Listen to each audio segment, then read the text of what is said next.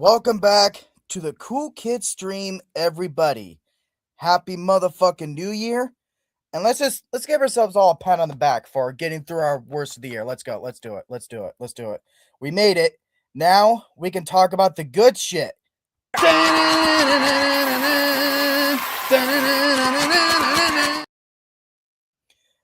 yeah, hosted by yours truly.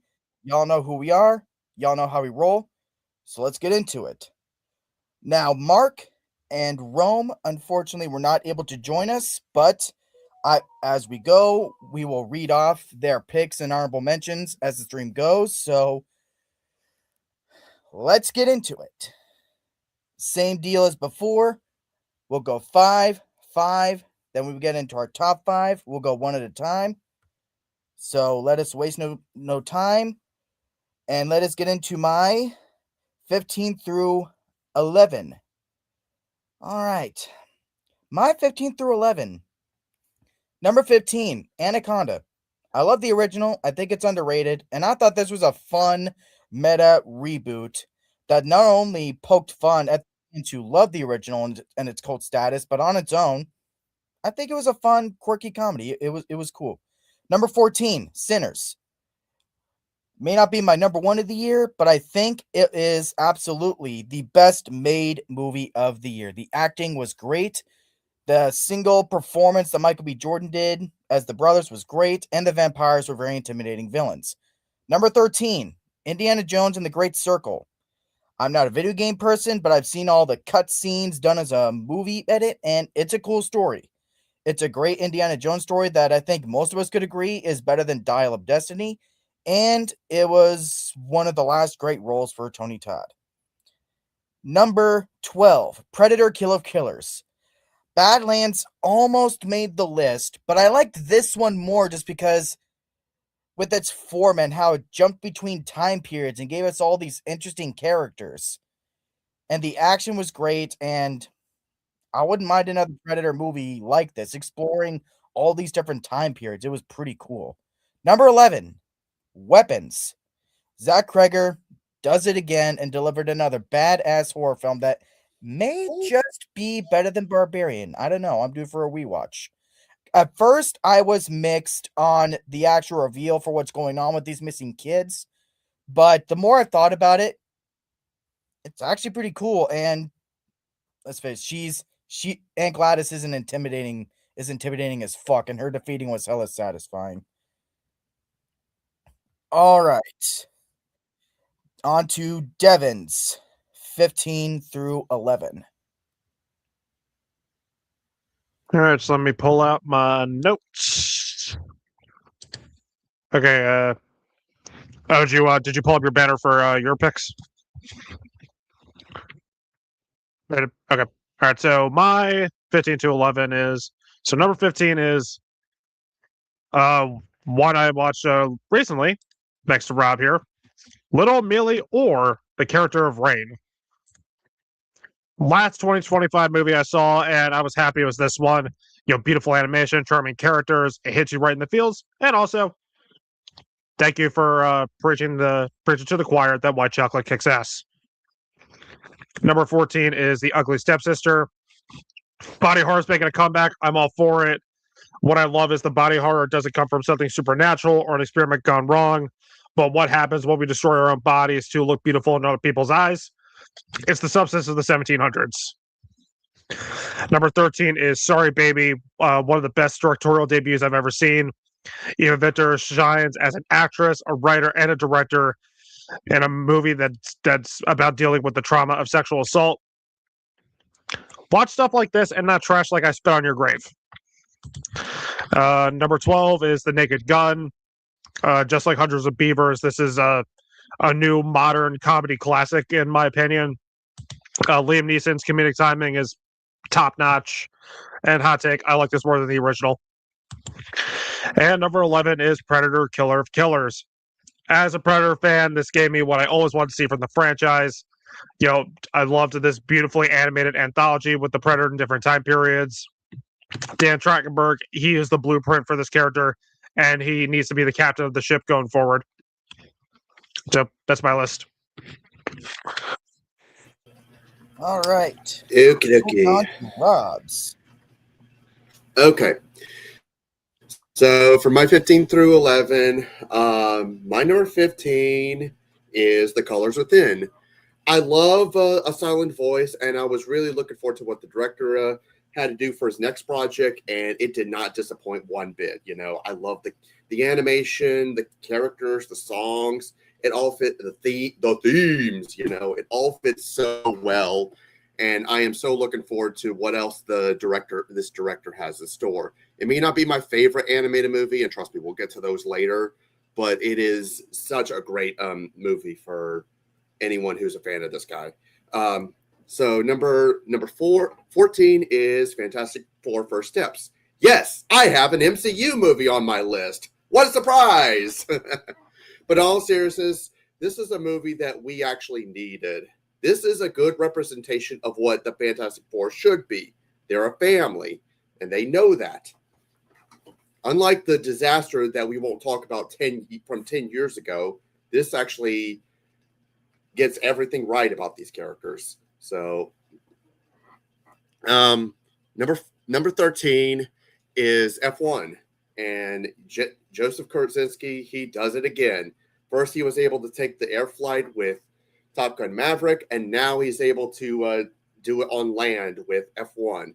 This is a great movie with a lot of heart, a lot of action. Brad Pitt is amazing in this. So this is just one movie you have to check out. Number 12, and I'm pretty sure I'm the only one that has this on my list, but The Ballad of Wallace Island. This is a great coming of the age movie. I know some of the characters can seem unlikable, but I think that's the kind of the point. I love its overall messages and themes about like change and trying to be able to adapt them to what's happening, how people change, how the environment changes. I love the acting is all around great, messages, things like that. So, and number 11, and this is where I'm going to get crucified for not having into the top 10, Sinners. Don't get me wrong, I still love this movie. There's just 10 movies I love even more. So this movie is a really great watch. Michael B. Jordan, he does an amazing job playing two characters. It has some great cinematography. It has some great horror elements to it. And honestly, I wouldn't blame anyone if they had it somewhere higher up on their list. So, but yeah, that's my 15 through 11.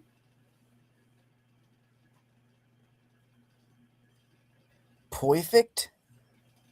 Austin, my man, it's your time to shine. All right, gentlemen, it's time for me to deliver my hottest of hot takes. Boy, oh boy, my 15 to 11 is gonna piss They're all I'm really just scared. War of the Worlds. That's it. You know, Oh, no, John, man. you know me so well. I'm really Unfortunately, scared, Austin. not a genius. But I gotta say, maybe I'm just being very generous this year, but there are a couple superhero movies on my list. So All right. So number 15, Thunderbolts. I hosted this review. I thought this movie was surprisingly not as bad as I thought it was going to be. In fact, it was pretty good. I think the characters for the most part are pretty fun. It's not like Suicide Squad, and quite frankly, it was just an overall very good time, I would have to say. Number 14, the Phoenician Scheme. I just really like the idea of a long con type movie. Every time they try to deal grenades out like it's currency, I thought it was pretty funny. And overall just some pretty good visuals and overall very good acting from everybody involved. Number 13, Companion. This is why you don't jailbreak AI, you idiot. But it actually made me very sympathetic for the AI individual, and you know what? It all worked. And it's twice in the past 2 years that Jack Quaid has played an asshole. That is very true. Very, very true. Number 12, Mickey 17, a pretty underrated film from the what you call it, the Parasite director. I think it does a very good job in terms of it doesn't do anything necessarily new, but I think that Robert Pattinson was great and just overall just a very good film. And then number 11 is The Colors Within. It is kind of like a very basic animated film, but I think like what you said, the themes of the film I thought were very good. I liked the animation, and just quite frankly, it was just a very nice, touching film about, people being who they really are, and just power of friendship. And the music at the end where they were singing the songs, I thought was pretty catchy. Overall, that's my 15 through 11. All right, John, your turn. It is my time to shine. Yay. So let's get to my 15 to 11. Number 15 is, well, belated Christmas time, but Silent Night, Deadly Night is my number 15. This is how you do a remake. Take everything great from the original and do it here, but not forgetting what made the core of that movie so good, while also doing your own thing with it. Everything about this movie is phenomenal, and it even has a 10-minute scene of our protagonist killing literal Nazis. What's not to love? Number 14 is Good Boy, an extremely excellent experimental film that adds to the prestige of horror that came out this year. The fact that everything is on the shoulders of a literal dog, and it still manages to be excellent, proves that film as an art form is not dead yet. Give Indy the fucking Oscar, you fucking cowards! Anyway, number 13 is The Life of Chuck. Mike Flanagan does it again. While I would love to go on and on about this movie and talk about the inner workings and symbolism, I will settle for this movie showcases the beauty of humanity in all the right ways. It's a little strange, but life is strange, right? Number 12 is Black Phone 2, a rare Blumhouse W and a rare horror sequel W as well. While many could see this as a knockoff of Nightmare on Elm Street, I see greatness that deals with the consequences of the first in the best ways possible. While not better, it is damn close. Then finally, number 11 is Together. Unfortunately, somewhat forgotten in the pantheon of great horror this year, I absolutely adored this movie for the strange story, the atmosphere, and its twists and turns.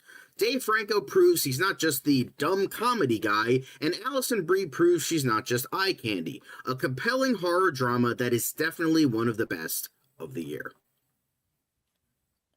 Perfect. All right, Jay. Oh, wait. Jay only has a top 10. My bad. So, all right. So we will start with Jay once we all talk about our top 10. Hold on, Zach. Look in the private chat. Look in the private chat.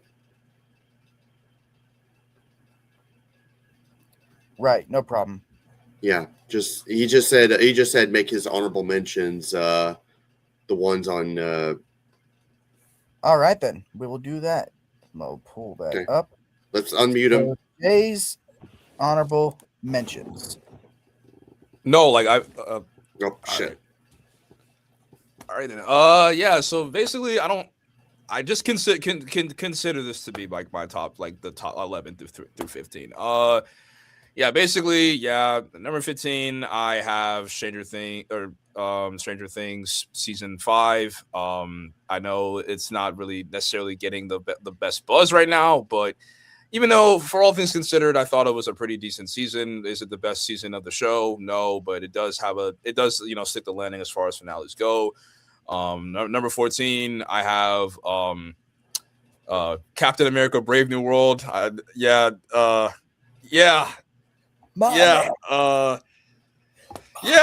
This is not this.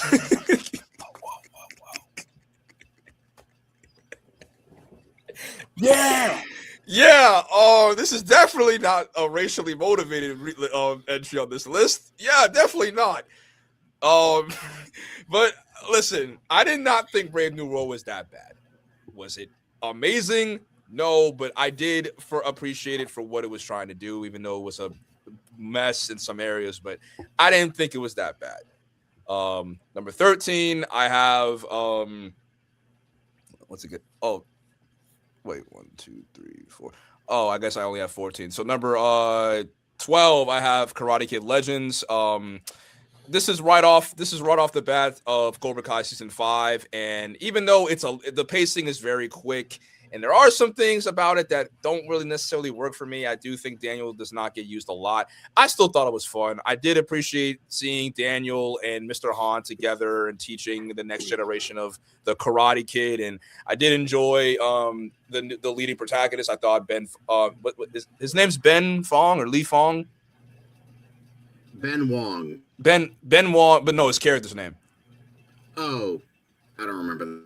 Oh, his name is Lee. His name is Lee. Yeah, the main character Lee. He's very charismatic, very likable. I do like that he is actually a he actually he does his own stunts. Like he's actually a martial artist in real life. So I thought it was very cool to see him do all those stunts, and the fighting suits are pretty cool. And yeah, I mean, and also the reason, and also the freaking cameo from Johnny. Like when I saw that cameo, I actually screamed like audibly. I was like, "Oh my god, the legend, the king has returned!" Because like I mean, everyone loves Johnny. Everyone loves Johnny Lawrence. He was my And favorite character in Cobra Kai. and last but not least, at number 11 is Invincible season 3.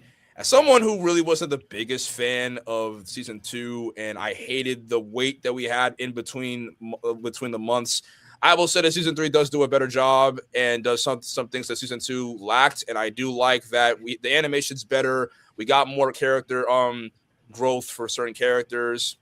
There's a piece to, I'm not gonna say his name, but if you know, you know. And I do think that what the setup for season 4 is like honestly like really great. I do think the final fight between Mark and the I forgot his name, but he's voiced by Jeffrey D. Morgan, and that fight was a freaking amazing. Conquest. Oh, Conquest! Yeah, the Conquest was an invincible fight. That was amazing. Like genuinely one of the best like fights I've seen in like animation in the last like 5 years. So yeah, this is pretty much my I guess you could say 11 through 14 because I don't have a 15th spot, but Good. All righty. We will, since Roma's not with us. He's alive. He's just not here with us right also, now. Just want to clarify that. Very poor wording. Does he have a 15 through 11? No, he only has a top 10. And all right, we'll just go and mention. Okay, we'll just go. No. Bad wording. Yeah. Just go ahead and skip him and just go to Mark's if he doesn't have a 15 through 11. Mark's number 15, Begonia. I didn't see it, but I've heard it was very, very trippy. The Ugly Stepsister. Saw it last night. Really good. I agree. Fantastic Four First Steps. Yep. Die My Love. Haven't heard of it. Companion. I'll say this. Yep. All right. Now we will be going into our top 10. Oh, man.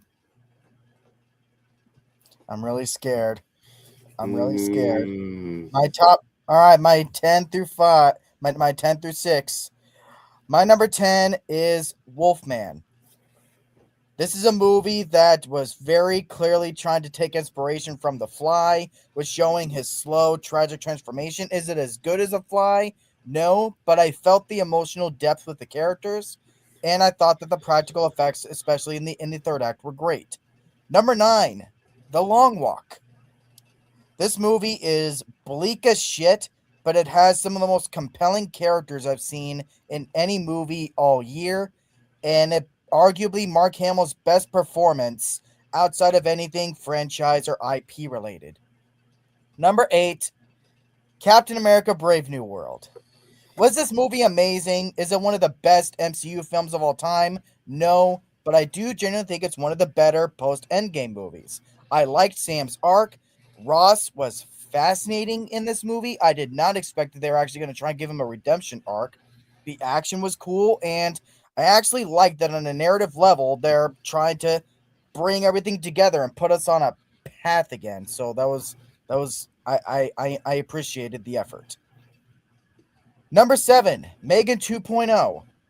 Much like Wolfman, this movie is also trying to take inspiration from classic films with don't look at me like that. But yes, the inspiration pulled from sequels like Terminator 2 and whatnot, I thought was very very cool to see. Is it as good as Terminator 2 or all those movies? No, but the inspiration was clear, and I liked the directions it went in the story. So, yeah. Number 6, Thunderbolts. Much like Brave New World, I appreciate that the MCU is trying to put itself on a narrative path again and not be so scattershot. Like, give this character a spin-off, give this character a spin-off. Everything feels so self-contained. They're trying to build to something at the very least. Is it in the 0 hour with Doomsday coming around? Yes, but I appreciate the effort. And I like the movie's underlying messages about mental health. There's a movie in one of my top spots that I think handles this much more compellingly, but make no mistake, I thought this movie's handling of it was great also.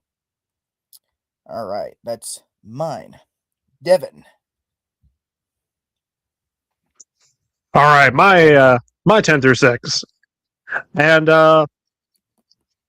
this one might seem kind of strange, but I don't care. My number 10, Better Man. Yes, the movie with a British singer as a CGI monkey made my top 10 of the year. I had no expectations for this movie because I had no idea who the hell Robbie Williams was, and this was my biggest surprise of the year. It's not like other generic biopics. Robbie's story was fascinating. The dramatic scenes hit, such as his ex-wife being forced to abort their baby, the scenes with his father. I thought the songs were fantastic and furthered the story, unlike other jukebox musicals. And this turned me into a fan of Robbie's music. So, yeah, I love this movie. Number 9 is Life of Chuck.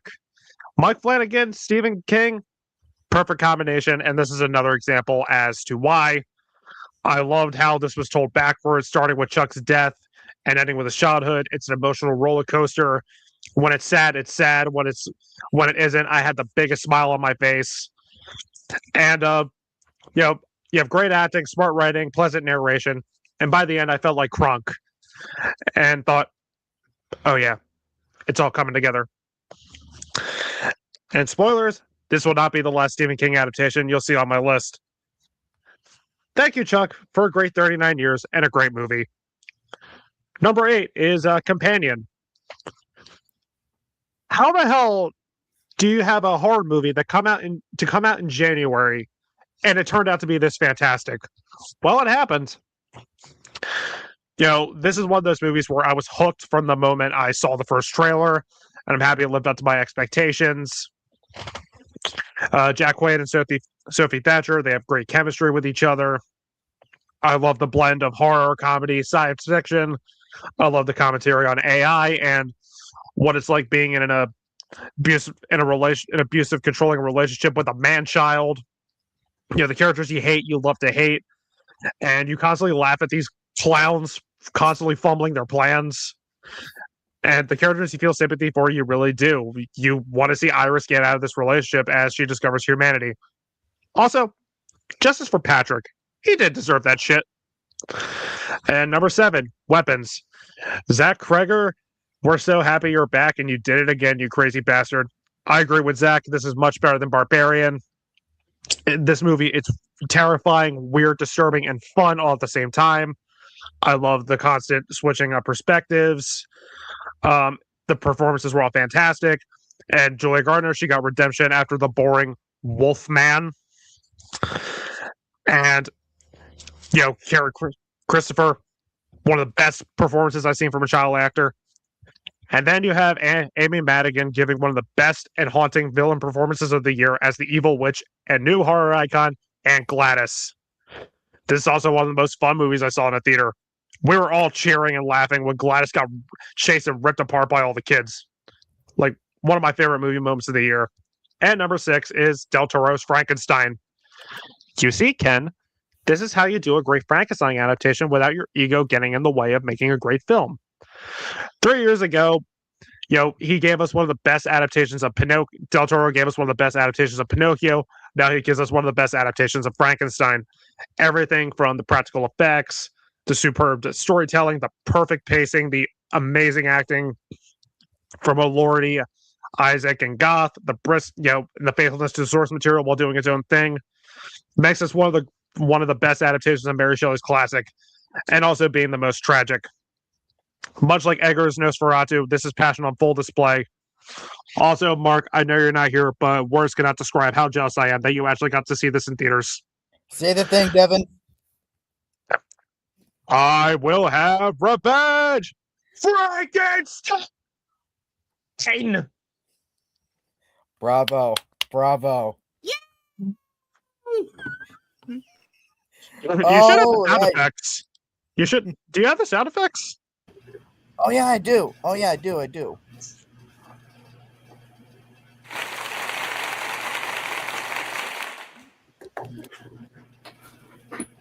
Bravo. All right. Rob, All right. man. My turn. So my 10 through 6. So my number 10 is Begonia. Yorthamos Lathamos, he does. I love a lot of his movies. Poor Things, The Favorite. Those are. He has a kind of style. He has a style that's not going to be necessarily for everyone, but I do like what he did with this movie. The acting is all around superb. It's shot very well. I like how it pretty much is one of those movies that keeps you guessing on what's going to happen. You don't know what direction it's going to go. So I really enjoy that kind of from that kind of perspective. So yeah, Begonia, and I wouldn't be upset if this won some kind of award at the Oscars. We'll see. My number 9 is The Long Walk. Yes, this is my yes, because originally I had to think about this, and I was like, it didn't make my top 10. But the more I thought about it, it kept getting better and better, and I was like, you know what, I love this movie so much. I saw this in theaters with my fiance. We had a really great time. This is another movie where, as someone who has never read the book, I honestly wasn't sure what was going to happen. This was a terrifying situation. I love what the acting all around is just solid, all the way through. I love Mark Hamill as the general, and I don't remember the actor's name that played the main character, but he did a really great job. It's one of those suspenseful, gritty kind of movies that's gets you on the edge of your seat. It makes you feel uneasy. And my number 8 is Weapons. This was originally my favorite horror movie of the year up until, well, you'll see next. But I love this movie so much. I agree with Zach and Devin. This is better than this. I found this a lot better than Barbarian. Zach Krieger. He can be considered like a horror director icon. I really I love his stuff. This is one of the, I love how it keeps switching perspectives. It's pretty much another one of those where you have to be able to piece everything together. And then once the ending happens, it all comes full circle. It's something you don't expect. I love how it was just, again, I know I'm repeating myself, but it's another movie that keeps you guessing. And I love those kinds of movies rather than it just being like super predictable. So number 7 is Guillermo del Toro's Frankenstein. First, Guillermo del Toro, he gave us The Shape of Water back in 2017, and then he gave us Pinocchio in 2022, and now he's back for us for another take on a classic.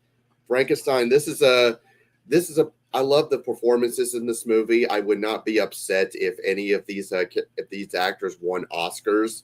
It has the style. It is pretty much retelling of the Frankenstein tale from the movies and the books, and pretty much giving it like a Guillermo del Toro kind of style. And I love that. I love how I just love what it does. And for my number 6 is Little Amelie. This is a movie that pretty much I remember watching it like at the very tail end when I was doing my Oscar binge. I was trying to get a head start on it, and I remember tearing up at the end. It was such a powerful movie. It's so emotional. The animation is beautiful to look at. It is a movie that, honestly, if you don't tear up at the end, I'm just going to assume that your heart is made of stone. Just saying. It's a wonderful, Assuming that wonderful they have a movie. heart. How bold.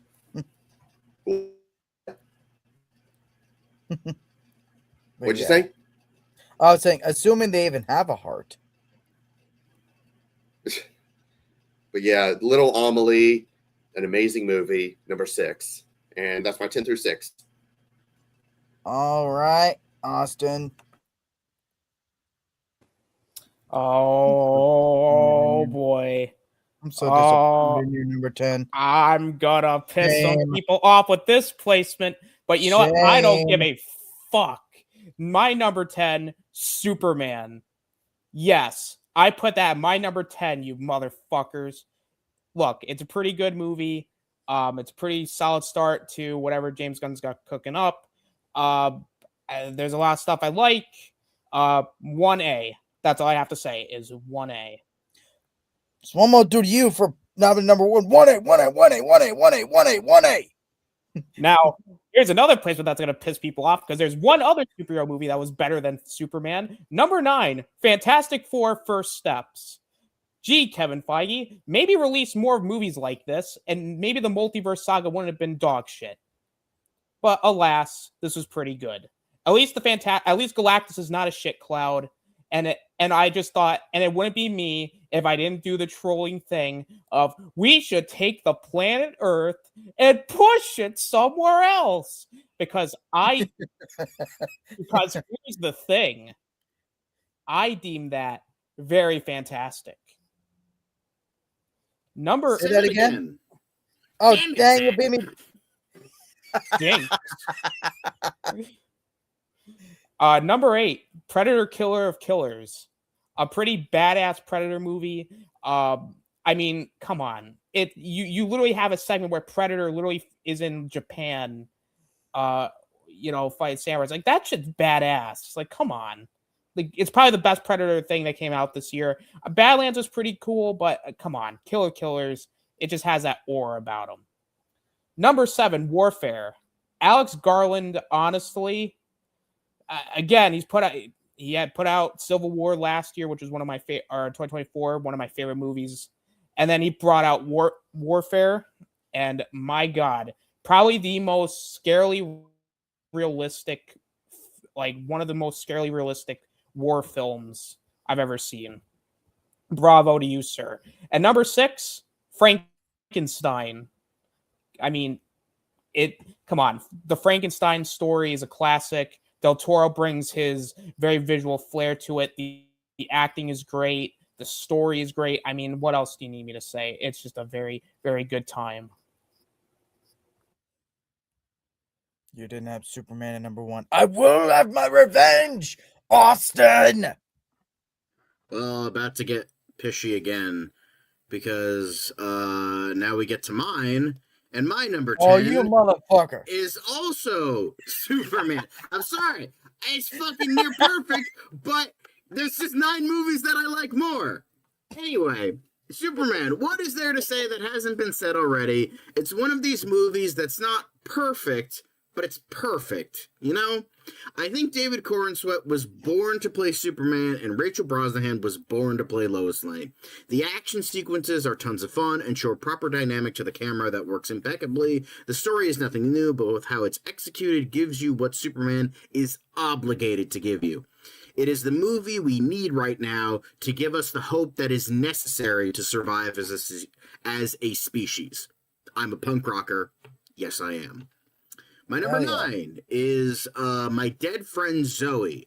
While much more of a downer than my last entry, it is just as important with what it says on grief and PTSD. This movie nails what is needed for a proper dramedy. The drama is unrelenting and hits hard, and the comedy is darkly humorous. Sinequa Martin Green in the lead role does a fantastic job and has great chemistry with Natalie Morales, as well as Ed Harris, who is as terrific as he always is, as well as Morgan Freeman in his small role. It is a difficult watch, but is needed. Just make sure to have tissues on standby. Number 8, Marty Supreme. When the opening credits involve sperm impregnating an egg that turns into a ping pong ball to Alphaville's Forever Young, I knew I was in for a great time. While Benny somewhat failed to achieve excellence with his sports drama, The Smashing Machine, Josh had no such falters. He manages to craft a thoroughly excellent and anxiety-filled sports drama thriller that features an electric performance by Timothée Chalamet. He plays the narcissistic and egotistical con man who is vying to be the best at his craft to its absolute heights, a Best Picture contender that is actually worth being on the list. Paul Thomas Anderson. Number 7 is Weapons. In the pantheon of great horror films that came out this year that were widely recognized, this is probably my favorite, albeit there is more to come on this list, so don't you worry about that. Every single person here is on top form. Julie Gardner, who is now forgiven for Wolfman, and Josh Brolin, who showcases a proper vulnerability we don't see from him very often, which was great. But the true star here is Amy Madigan, who was absolutely brilliant in her role. I'll leave it at that, because I don't spoil things for people. The mystery is great, it's thought-provoking, and keeps you on the edge of your seat. A phenomenal film. Then finally, my number 6 is F1, the theater experience of the summer that managed to outgross every superhero film this year.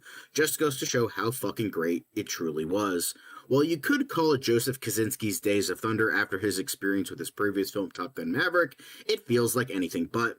There is more nuance here and more layers than one would think, especially with Pitt's character. The action is brilliant, the chemistry between Pitt and Idris was phenomenal, and it should be seen on the biggest screen possible. I can't wait for what Joseph Kosinski has next, and suck dicks, Tron Ares.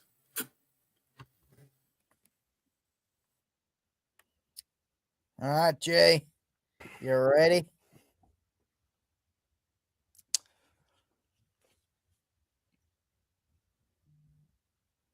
Oh, so at number 10, I have my first superhero movie, and that's Fantastic Four: First Steps. Honestly, it's a good Marvel movie.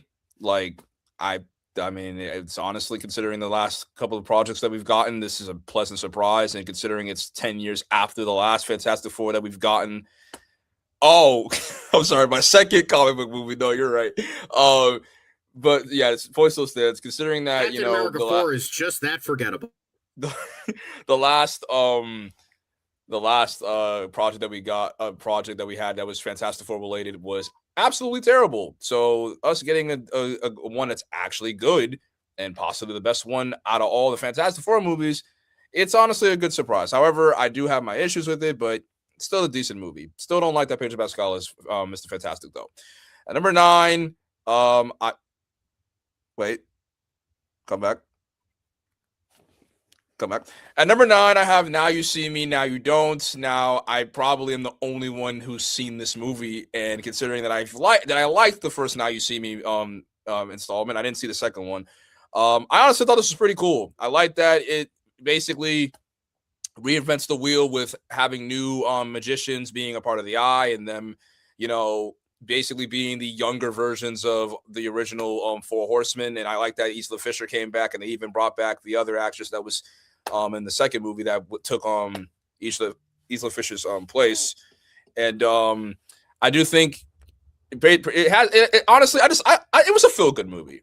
It was a feel-good movie. I honestly really liked it. But at number 7, I have sorry, I said number 7. At number 8, I have Novocaine, an underrated movie that kind of flew under the radar for 2025. 2025 was honestly a pretty decent year for Jack Quaid. I mean, he was in Companion and he was in this. And this movie, honestly, another movie that I actually really like the concept of. It's just a guy who can feel no pain because he has a genetic disease, and he basically goes, his girlfriend gets kidnapped and he basically goes on a rescue mission. And I thought some of the concepts in the movie were pretty well creative, and it has a pretty good plot twist. And I will say Jack Nicholson's son was pretty decent in this movie. Like, honestly, I just heard of him in 2025 because he was also in another movie. I can't remember what, but he was also in another movie recently. Smile 2. And also, I mean, this movie has the CEO of sex himself. So Hey, that's that. I mean, that's a 10 out of 10 alone. But yeah, pretty solid movie. And number 7 is Thunderbolts. Now, this is the best Marvel movie that I've seen in 2025. This movie really kind of struck a chord with me in a good way because it deals with mental health. And as someone who hasn't like been in therapy or is diagnosed, I definitely could say that I have had moments of where I get very anxious and I have like moments of anxiety, and seeing all of these characters who have done bad things and have had bad moments in their life, and their worst moments get brought out when they're fighting against the void and eventually Sentry. It was nice seeing these characters who were kind of rejected from their own projects get put into this movie and really get a chance to shine. I mean, we get to see John Walker have his moments, even though I don't know why he's a hated character. I didn't think he did anything wrong in Falcon and the Winter Soldier. We got to see Yelena again, and she actually has her time to shine as her own character. We got to see Alexei. David Harbour was funny as hell in this movie. We got to see Ghost from Ant-Man and the Wasp, and she's actually cool. Like, she's cooler in this movie than she is in the Ant-Man and the Wasp. I mean, who would have thought?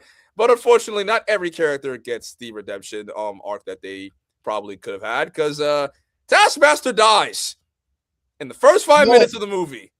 Good. Yeah.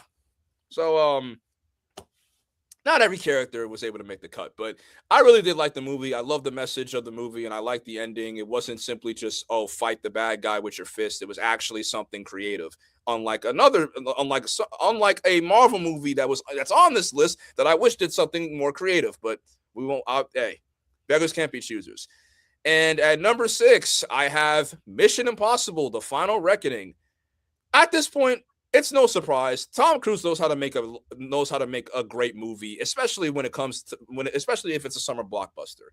This is the last installment, or hopefully the last installment in the Mission Impossible franchise, and I honestly knew going in that I was going to be entertained. And from the first 5 minutes, I mean, it had an opening montage of pretty much all the adventures that Ethan has gone through over the years, and it felt like this really was it. Like, this was his last mission, and honestly, throughout the entire movie, I was thrilled. The set pieces are amazing. Tom Cruise knows how to make an action movie, and he knows how to do an action sequence, and I really had no complaints. I really wish I could have put this higher, but there are 5 other projects that I've seen in 2025 that I just have above this one. And yeah, Mission Impossible: The Final Reckoning was a really good movie.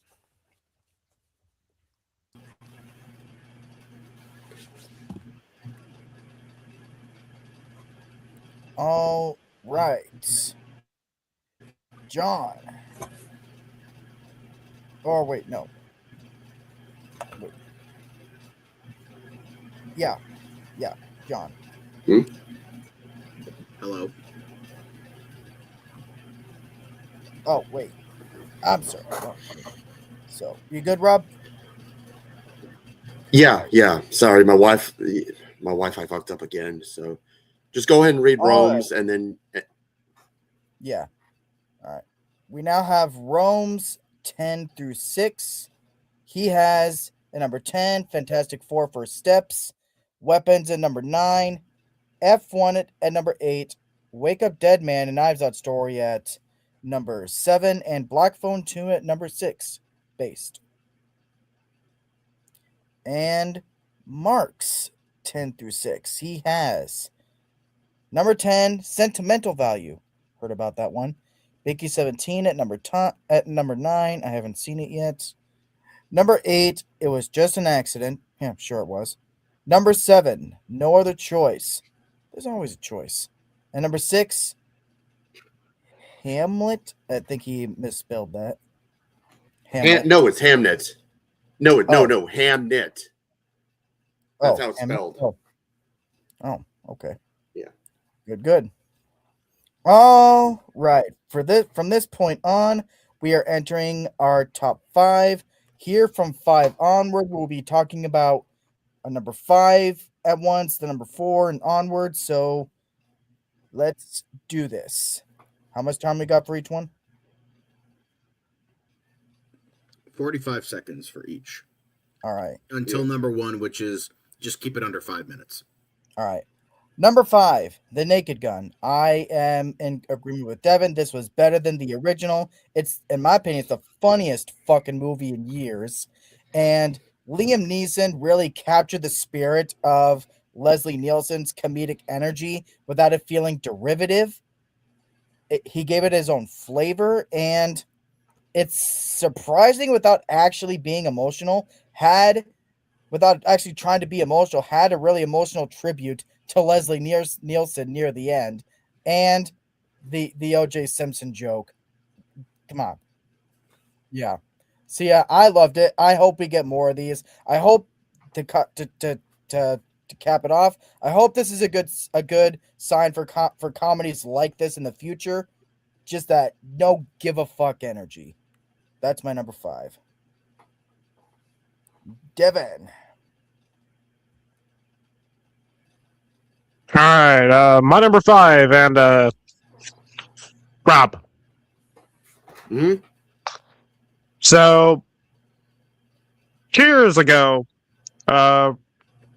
this guy introduced me to a little movie called Suzume, which became one of my favorite anime movies of all time. Now he did it with K-pop Demon Hunters. Yeah, this movie kicks all kinds of ass. Thank you for introducing me to this movie.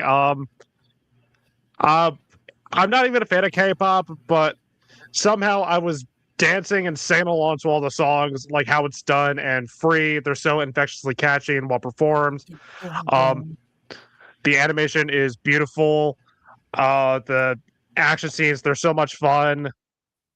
It's hilarious, and at the heart of the movie is the friendship and the chemistry between Hunk Tricks. Like, you believe their bond, and you want to see them stick together as they're as they as they power through against these demons. Believe the hype, people. This movie earned it. I'm glad I watched this instead of Fixed, and you bet your ass this is the movie I'll be rooting for at the Oscars for Best Animated Feature. So, Agreed. fuck yeah. All right, Rob. Okay, so my number 5 is one that was actually already mentioned. My number 5 is Superman. My man. Woohoo! All right. Anyway, I was rooting for this movie. When the moment I heard about it. I do like a lot of James Gunn's works, and I was really excited to see this one, and it did not disappoint one bit. This is, even though I like Man of Steel, I will say this is the Superman that pretty much is the one we need, where it pretty much promotes optimism and hope, just like in the comics. I love David Cornsweet. He did an amazing job. I love the characters like Guy Gardner. He was hilarious. Hot Girl, they all do a great job. I love the villain, Nicholas Hoult. He does a great job as Lex Luthor. Even though I'm getting kind of even though I do agree, I'm getting kind of sick and tired of Lex Luthor being in every single Superman movie. But you know what? He does an amazing job. He plays his part all the way through. This is a great watch. This is easily my favorite comic book movie of the year, and I am so looking forward to what James Gunn has in store for this new DC universe. Perfect. All right, Austin.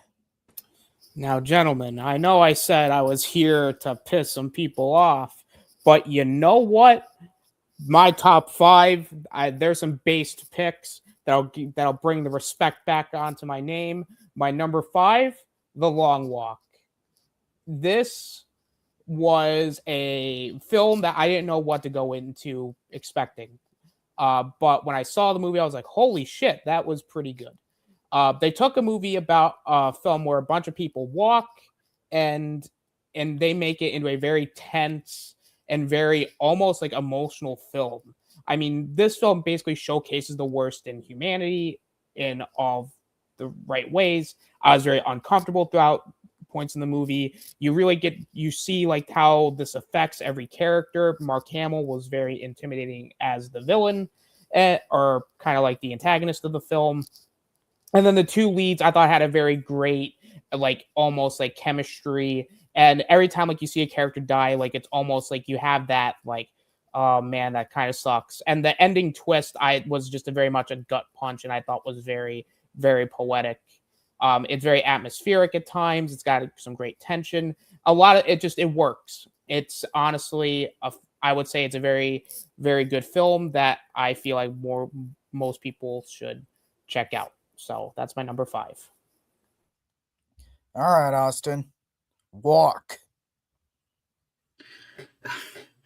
So now, Austin, we have to stop meeting each other like this because my number 5 is also The Long Walk. Okay, I didn't expect this, but 2 for 2. Let's see. All right. So, The Long Walk, while not my favorite Stephen King adaptation this year, it is most definitely the best. Almost impeccable in every form. The cast of the notable young men for this was absolutely phenomenal. Cooper Hoffman, David Johnson, Charlie Plummer, Ben Wong, and a couple others whose names escape me. Mark Hamill is properly fucking ruthless, showcasing to theater audiences unaware of his Joker that Luke Skywalker can play a proper fucking villain.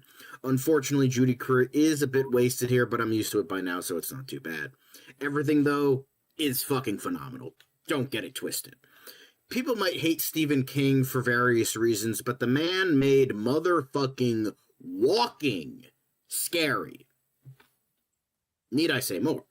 I will, though. I have a bit more to finish up. Francis Lawrence and JT Muller just absolutely doubled down on that fact. Not only did Stephen King make walking scary, they properly adapted said story. And you know what? That's fucking phenomenal in my eyes. And I will say this, JT Molnar, you are forgiven for Strange Darling. Just stick to writing, please. Don't direct. Just stick to writing. Because The Long Walk, that's that good shit. Mm-hmm. So, at number 5, I have, hopefully I do not butcher this name, Bong Joon-ho's latest film, Mickey 17. When I first heard of this movie was coming out, I was very intrigued because I'm like, oh, this is nice. This is a movie where we see Robert Pattinson playing 2 different characters. Spoiler alert, this is not the only movie that I have on this list where an actor is playing two different characters, but I will get to that later.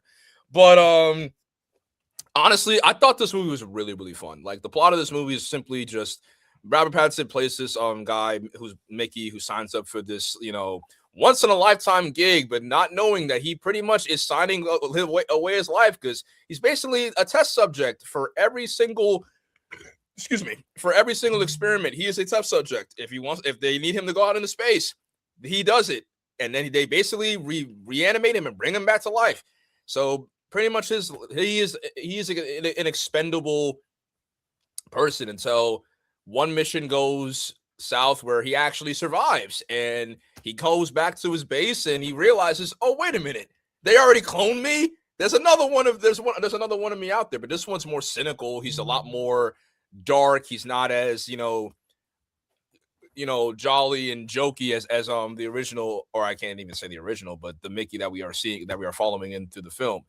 And this film pretty much just goes about him and his clone basically just trying to go up against the establishment and trying to basically tear down what's going on from the inside, because they both want to live. They don't want to be expendable anymore. They actually want to have a life worth living for. And Mickey ends up falling in love with another character played by Naomi Aki. She plays Nasha, who is also upon the spacecraft, and she is also a very great character. We get to see her have her moments to shine in the film, and she, when it comes to the action set pieces, she does a really, really great job. We also see Stephen Yeun in this movie, who does an amazing job. But at this point, Stephen Yeun is great in anything, and we should know this by now. He's a very underrated actor, and I really want he deserves a lot more roles.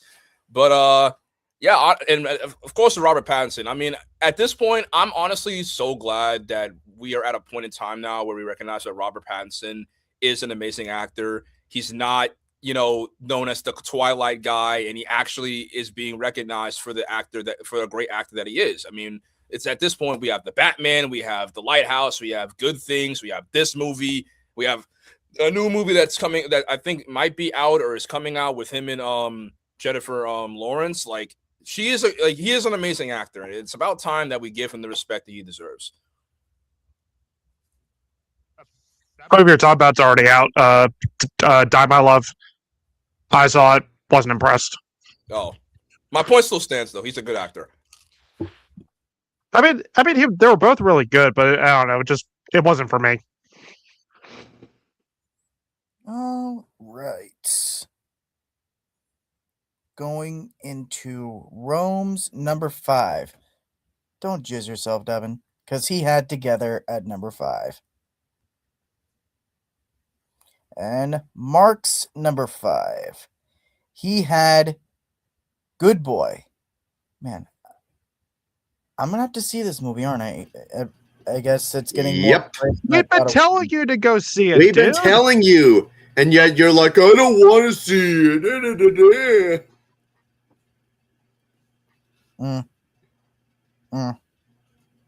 Watch it. I might. But speaking of horror films, my number 4 is my pick for favorite horror film of 2025, and it's a fan film. Halloween Aftermath. Now, I was going to go full front into everything that I love about this movie, but since certain people here haven't seen it yet, and I really encourage them to, I will not spoil certain things about this, but I'll be given the brass tacks. As a fan film, if you didn't tell me this was a fan film, I would have assumed it was some kind of studio film because this movie looks gorgeous.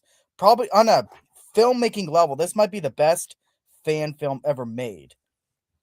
And I love how it bridges the gaps between Halloween Kills and Halloween Ends and shows a Michael Myers that, yes, he's still wounded, but is still imposing. Admittedly, that's kind of how I wanted to see him in Halloween Ends, even though I like that movie too.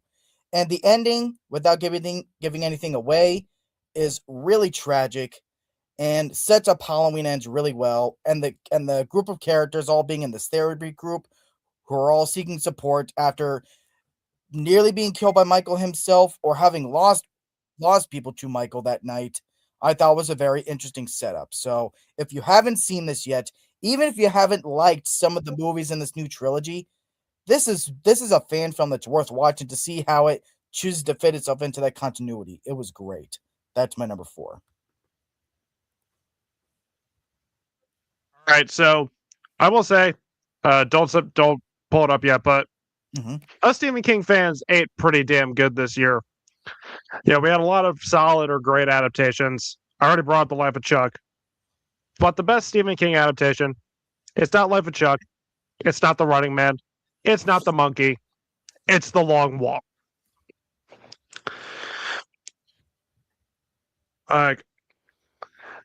If Life of Chuck pointed out the positive parts of humanity, this showed the worst. I saw this with one of my friends who, like me, also read the book, and even we were not ready for this. Much like Bring Her Back, this is the feel-bad movie of 2025. After watching it, you feel depressed, you feel drained, watching these boys suffer and get shot one by one. Because these characters are so likable, and it shows how powerful the script is. You know, the acting is so good. Cooper and David's chemistry as Ray and Pete is perfect and much better than the book. And I think this movie is better than the book. And I know everyone is praising Amy Madigan's performance in Weapons as one of the best villains of the year. She deserves it, don't get me wrong. But I need to give praise to Mark Hamill as the Major. He isn't on screen much, but holy shit, Hamill leaves one hell of an impression, and you feel his presence, and it's satisfying seeing Pete kill him. You know, and like I said, like not only what I say, this for the most part, this is faithful to the book. I think it's better. You know, JT Molnar, he impressed the hell out of me with Strange Darling, and now he impressed me with this. And he's a writer-director I will have on my radar from now on. This made it into my top 10 King adaptations, and I heard he's going to do The Girl Who Loved Tom Gordon next, which is one of King's, like, lesser book, so I'm hoping he does something well with that. But yeah, and unlike the rest of us, I was the one that had the balls to have seen this movie twice in theaters. Try watching it on a treadmill, which there's some YouTube movie reaction people out there who have literally tried watching the whole thing on a treadmill. It's hilarious. I watched this, dude, when I was coming back from Florida. I watched it on a plane. Oh, I'll tell you what. If we were to do that, if we had to get on a treadmill and walk while watching it, who do you think would make it out the most? Either you or Mark. I probably would say me, honestly. It was actually funny. They did some early screenings for this movie, and they actually had some people do that, like stay on the treadmill as long as possible, and anyone who failed had to leave, and they couldn't finish the movie. It was interesting. I would have done that. With my leg, I'd be one of the first ones to die. I would have probably lost too because I have nerve damage in one of my legs. I got a limp. I mean, I have a torn ACL that I'm recovering from, and a torn meniscus that I'm recovering from. So, and I'm the black guy, so the black guy always dies first. So, Jesus fucking bro. Yeah, well, the black guy fucking survived. So shut the. All right, John. Spoilers. I already spoiled it. All right, You already John. spoiled it. Don't Rob's number 4. Oh. Don't get pissed, John.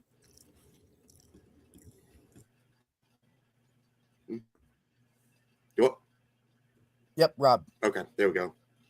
All Don't right, get sorry. pissed, John. All right, my number 4. Oh, I'm gonna piss off a couple people here. Oh, I am so excited. My number 4 is One Battle After Another. Yes, I really like Paul Thomas Anderson as a director. You know, he did a lot of great movies.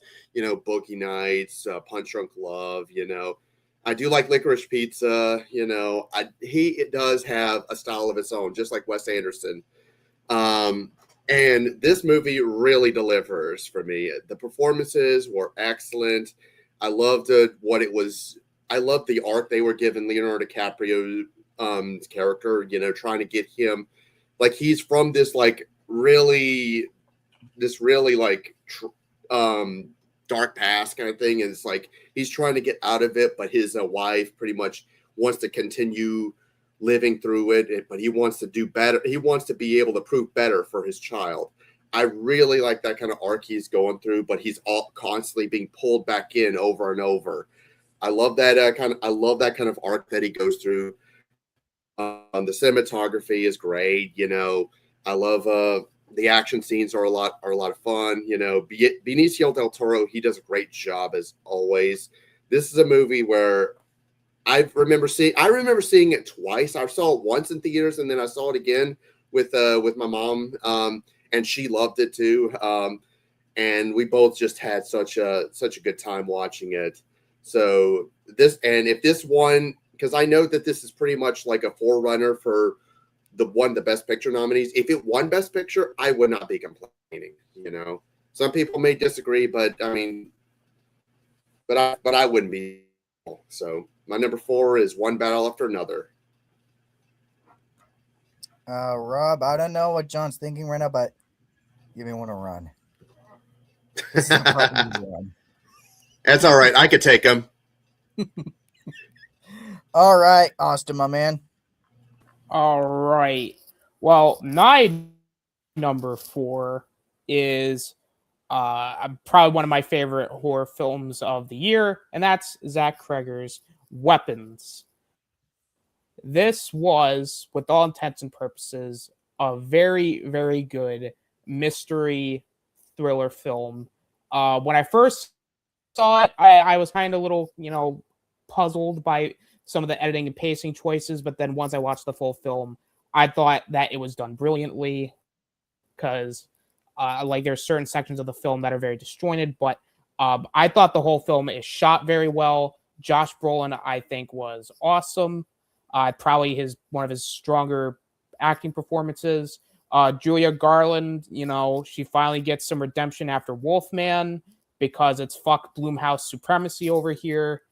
But everything in this film is just a very tense overall mystery that just over the course of the movie just continues to unravel more and more, and it gives it's giving us little breadcrumbs here and there, and I think it just does it beautifully. And also this movie kind of made witchcraft cool again. I don't know, just saying. Not like that. Don't actually be a witch, but you know what, this kind of made it somewhat interesting again. Well, don't say, Austin. I'm just kidding. All right. John. All right. My number 4 is, in fact, Alex Garland's Warfare. One of the greatest war films I have ever seen. Among the greatness of Paths of Glory, Full Metal Jacket, Saving Private Ryan, and Hacksaw Ridge. This just further proves that you don't have to do too much story/setting-wise to make something truly brilliant. The sound design alone was worth the price of admission. The acting is gritty, grounded, and real. Will Poulter, Michael Gandolfini, Cosmo Jarvis, Kit Connor, Joseph Quinn, and even Noah Centineo all deliver great performances. Yes, Noah fucking Centineo delivered a great performance. Alex Garland proved that Men was just a fluke and gave us not one, but 2 great wartime films back to back. Whoa. Alex If Garland never directed this? directs again, I don't mind, because both this and Civil War showed that he can still do great things. Just hopefully 28 years later, The Bone Temple doesn't suck. Fingers crossed. Don't interrupt me again. What were you trying to say, Zach?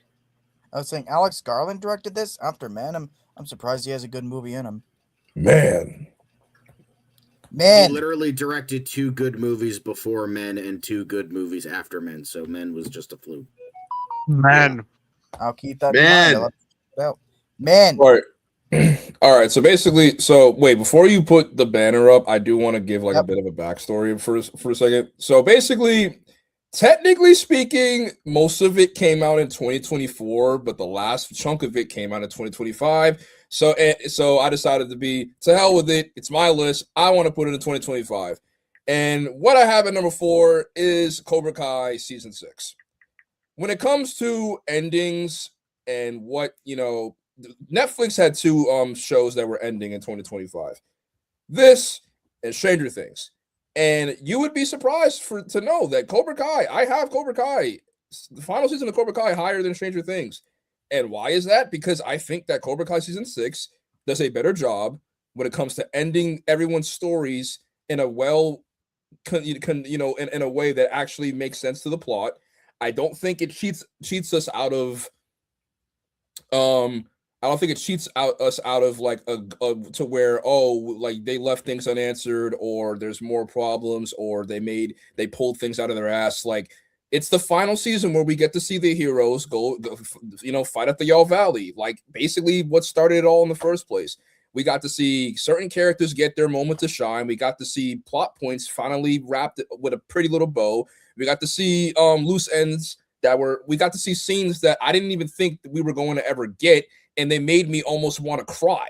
Like, there is a scene in season 6 of Cobra Kai where William Zabka gives the best performance of his entire career, and he gives the best scene of his character as Johnny Lawrence. It is 30 plus years building up to that scene, and it was great payoff. That's how you do payoff, the Duffer Brothers. That's how you pay off something. But other than that, yes, honestly, as much as I hate to see Cobra Kai go, honestly, I'm just glad that this was a show that was able to see it through, and it was a show that was able to end on a high note, because this show shouldn't have even lasted past season 2 because it got canceled. But Netflix took a chance and they decided to get the rights, and they made more seasons. And honestly, I'm glad. Even though the production and the distribution of episodes were a little shaky, I know they did this whole part 1, part 2, part 3 format, which is why technically speaking all of it didn't come out in 2025. But I do think that the last batch of episodes really do a good job and a good service of making this show end on a high note. It sticks to landing, and that's why I have it at number 4. Cobra Kai never dies, bitches. I just did Wakanda Forever in the okay. Dude, I haven't even seen season 6 yet, and I agree that and I'd still agree it was better than Stranger Things. Stranger Things finale was horrible. There was literally no character payoff. But keeping the ball rolling, we have Rome's number 4. Sinners. Good taste, my man. It was a great movie. Most beautifully made movie of the year for sure. And Mark's number 4. Frankenstein. All right. Top 3 people. We're getting there. All right. My number 3 is one that I've never that most of y'all probably never heard of except for one person here. But I highly encourage y'all watch this show. Disventure Camp Season 4, Carnival of Chaos. For those who don't know, this is a fan-made series on YouTube based off of Total Drama with same premise, competitions, vote ops, all that. Even has the same animation style. But by this point, after season 4, I like this show infinitely better than Total Drama. Because unlike Total Drama, which even in its good seasons, always had an issue with setting up character arcs and story arcs and either never paying them off or paying them off horribly. Fuck you, All Stars. This show has had a great track record of setting up its many character arcs with all of its different casts and all of its different seasons and actually giving a lot of good payoffs, even some payoffs, especially in season 3, that you may not see coming. It's a show that I think is highly underrated. And speaking for this season, I think this season has the absolute best cast of characters the show has had yet. Every single one of them I liked. Even the first boot, which first boot type characters in these shows are usually the disposable ones, where we got to make someone to get voted off first. Don't give them depth. Even the early boots had a lot of depth, and I really liked them. So I could not recommend this show enough. It just finished its 4th season. It's about to start its 5th here in a week. Loved Adventure Camp, and this is the best season yet.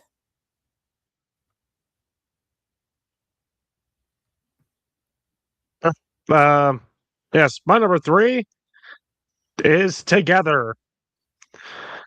Another body horror movie I've been hyping the shit out of, just like with The Substance. And like with that movie, I'm not sorry. Another one I've been hyping up all year after I saw the trailer before The Monkey. And I'm counting down the days before I can finally see this in theaters. And I was fortunate enough to go to Philly for a free early screening hosted by Bloody Disgusting. I got to see this I think 2 weeks before the movie got a wide release in a crowded theater, which really enhanced the experience. And I saw this 2 more times. This was phenomenal. Another great directorial debut. This movie is scary, nasty, funny, and oddly heartwarming. Having Dave Franco and Alison Brie, a real life married couple, play the 2 leads was such a brilliant idea because their chemistry, their real life chemistry, really shines on screen. The body horror looks amazing. It's so nasty and cringy, just like other great body horror movies. I know I squirmed in my seat when Tim was choking on Millie's hair. That was so fucking gross. I loved the movie's themes of codependency and setting boundaries in a relationship.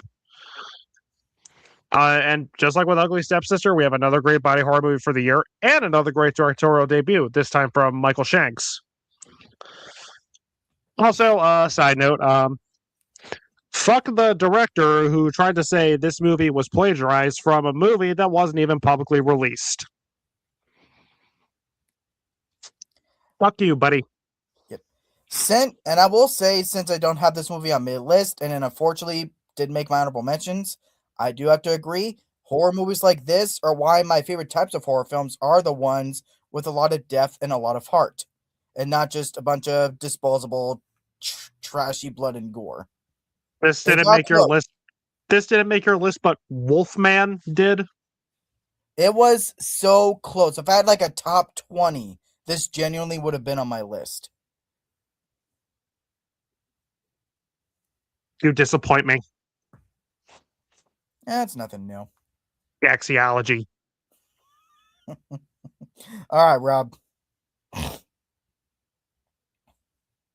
Okay, so my number 3 is a movie that I know no one here has seen, although it was pretty much already mentioned on Mark's stream. And this is pretty much my favorite movie out of all of the Oscar contenders I've seen, and that is Sentimental Value. This is a movie I remember. Now, context. I was wanting to see Hamnet, but unfortunately it wasn't being played at my AMC. It wasn't being played at my theaters. However, I did see that this movie was being played at my local art house theater in downtown, and I loved every single moment of it. You know, the acting is solid, especially from what's his name, Bill Skarsgård. I can't remember his name, but he does a great job. He does a great job. Ellie Fanning, she does an amazing job with her performance. It is pretty much like a very heartfelt kind of movie, just like I said with the Ballad of Wallace Island. And this is a very heartfelt movie. I love that it was pretty much trying to focus on this old director who's trying to make a personal kind of movie about his family. But he ended up leaving. He ended up getting a divorce and leaving the house that was inherited to him. And when he comes back, he wants to make a movie about his own grandmother, and he's also rekindling the relationship he has with his daughters. You know, the ones that it's a really touching story. You know, it's really touching. I love every single moment of it. Like I said, the performances, cinematography, the editing, the score, everything was just so beautiful. This is pretty much, you can bet that this will pretty much be, if my predictions are correct on what the Oscar contenders are you bet your ass that this pretty much will be my personal pick to win Best Picture. But we'll have to see once the nominees are announced in January, probably like a week or two, I think, from now. But if you ever have a chance, please go see this movie. This is just a wonderful, wonderful movie that I cannot recommend enough. I'll put it on my list. You just made the list. All right, Austin, my man. Don't disappoint me again. All right. So my number 3, I would like to thank John for, I think he gave Rob the recommendation, but I decided, hey, I'm going to pad on my list, but I'm glad he brought it up. Number 3, F1. This was a very, very awesome movie directed by Joseph Kosinski, also known as the director of Top Gun Maverick, which I thought was a phenomenal film. And he didn't disappoint here either.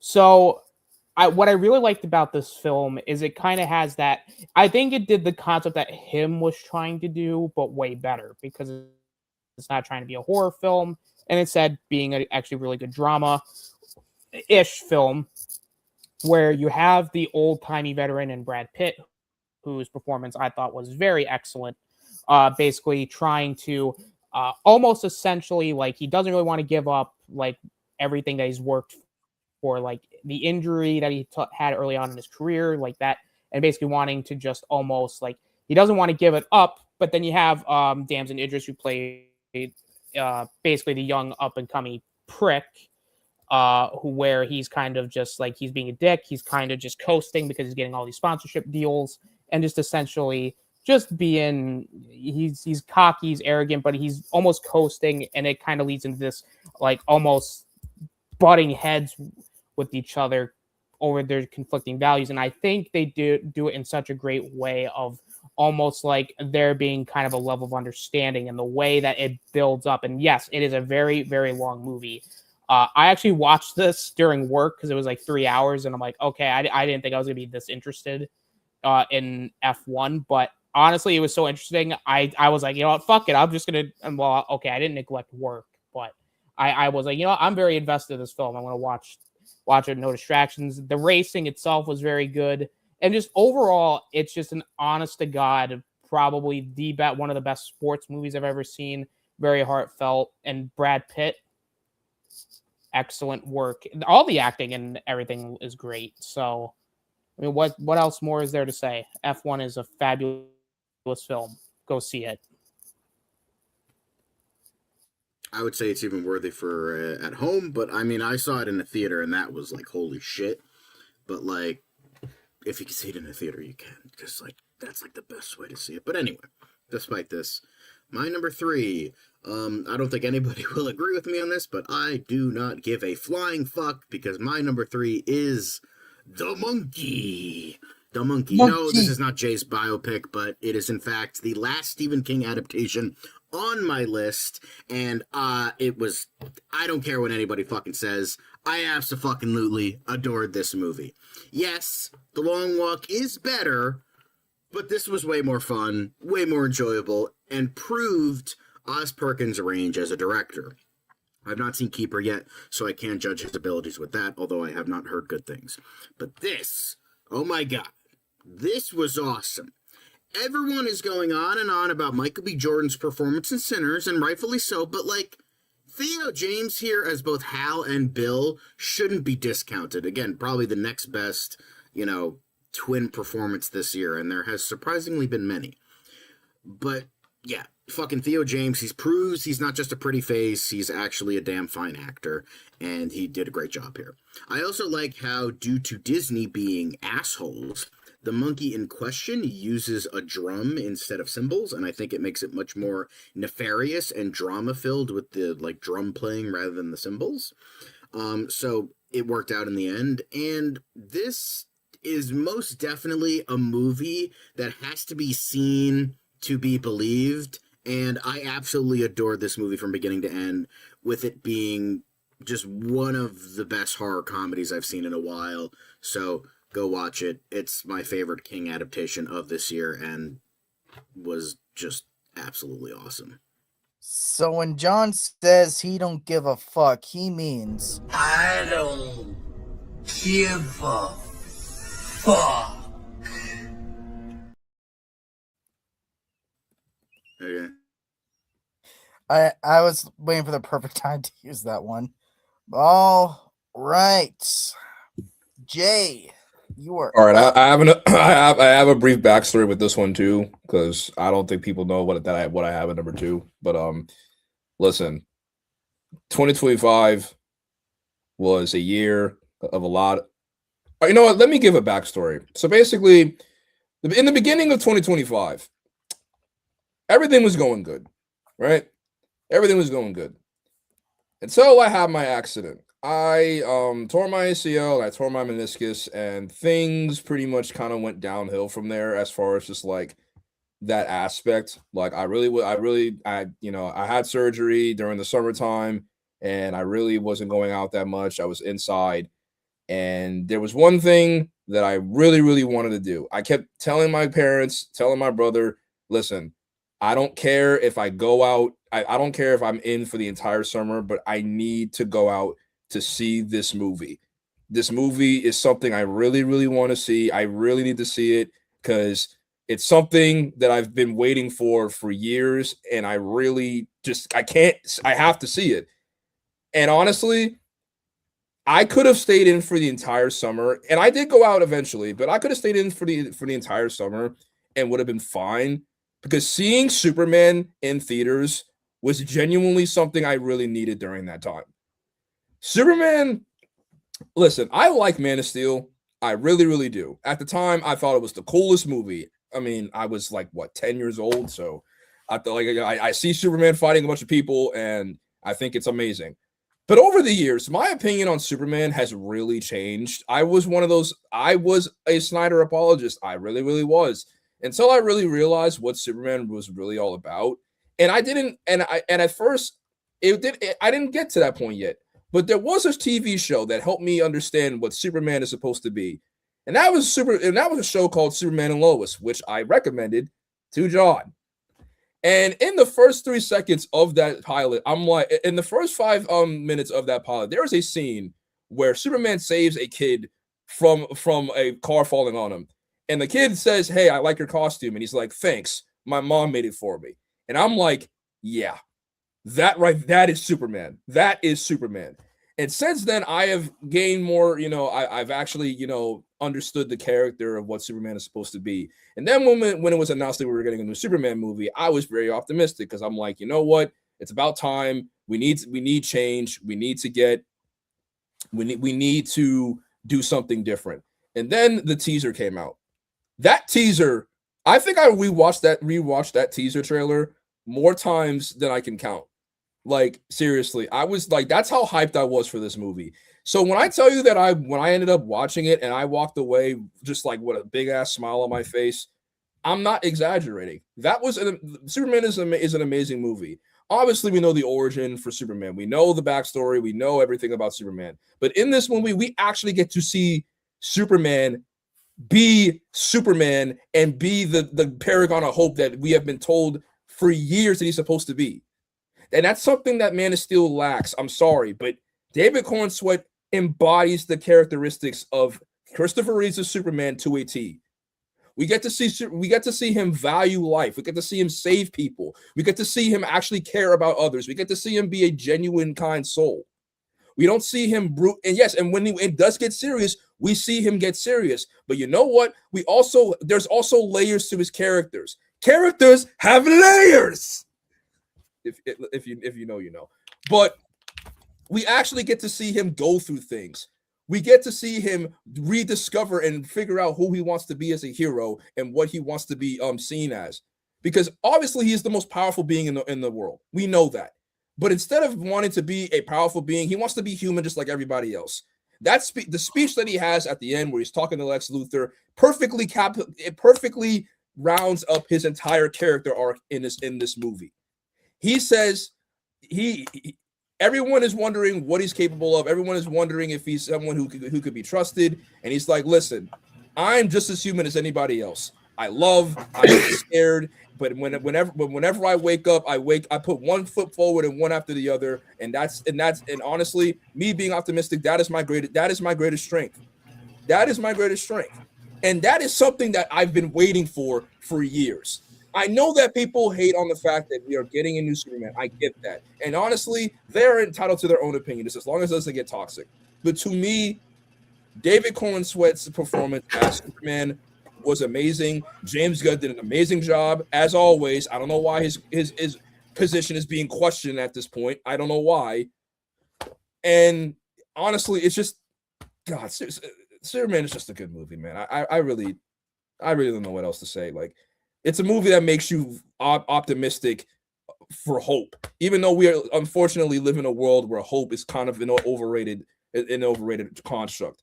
But honestly, even if I was able to feel that for 2 hours, I'm glad that I was, because Superman is supposed to make you feel hopeful, not scared or, oh my God, like he's punching something. You're supposed to feel hope and optimism, and that is what I felt watching this movie. So that's why Superman is at number 3 for me. Nice. It was a number 2 until I watched the movie recently that kind of beat it out by like a point. If we have to bring up our favorite Superman moments as far as like that's Superman to us, I still got to go to Superman 2 where he saves a kid in the waterfall lake. And he's like, again. Sorry, kid. Only one ride per customer. I love that. All right. Giving Rome's number 3. John, you're going to love this. He has Warfare at number 3. I've been hearing a lot of good things about this, honestly, and if it's as good as everyone's saying it is, maybe I'll give Alex Garland another chance. I will say, though, Zach, to be fair, if you thought The Long Walk was brutal, Warfare makes The Long Walk look like fucking Care Bears. Just keep that in mind. Exactly.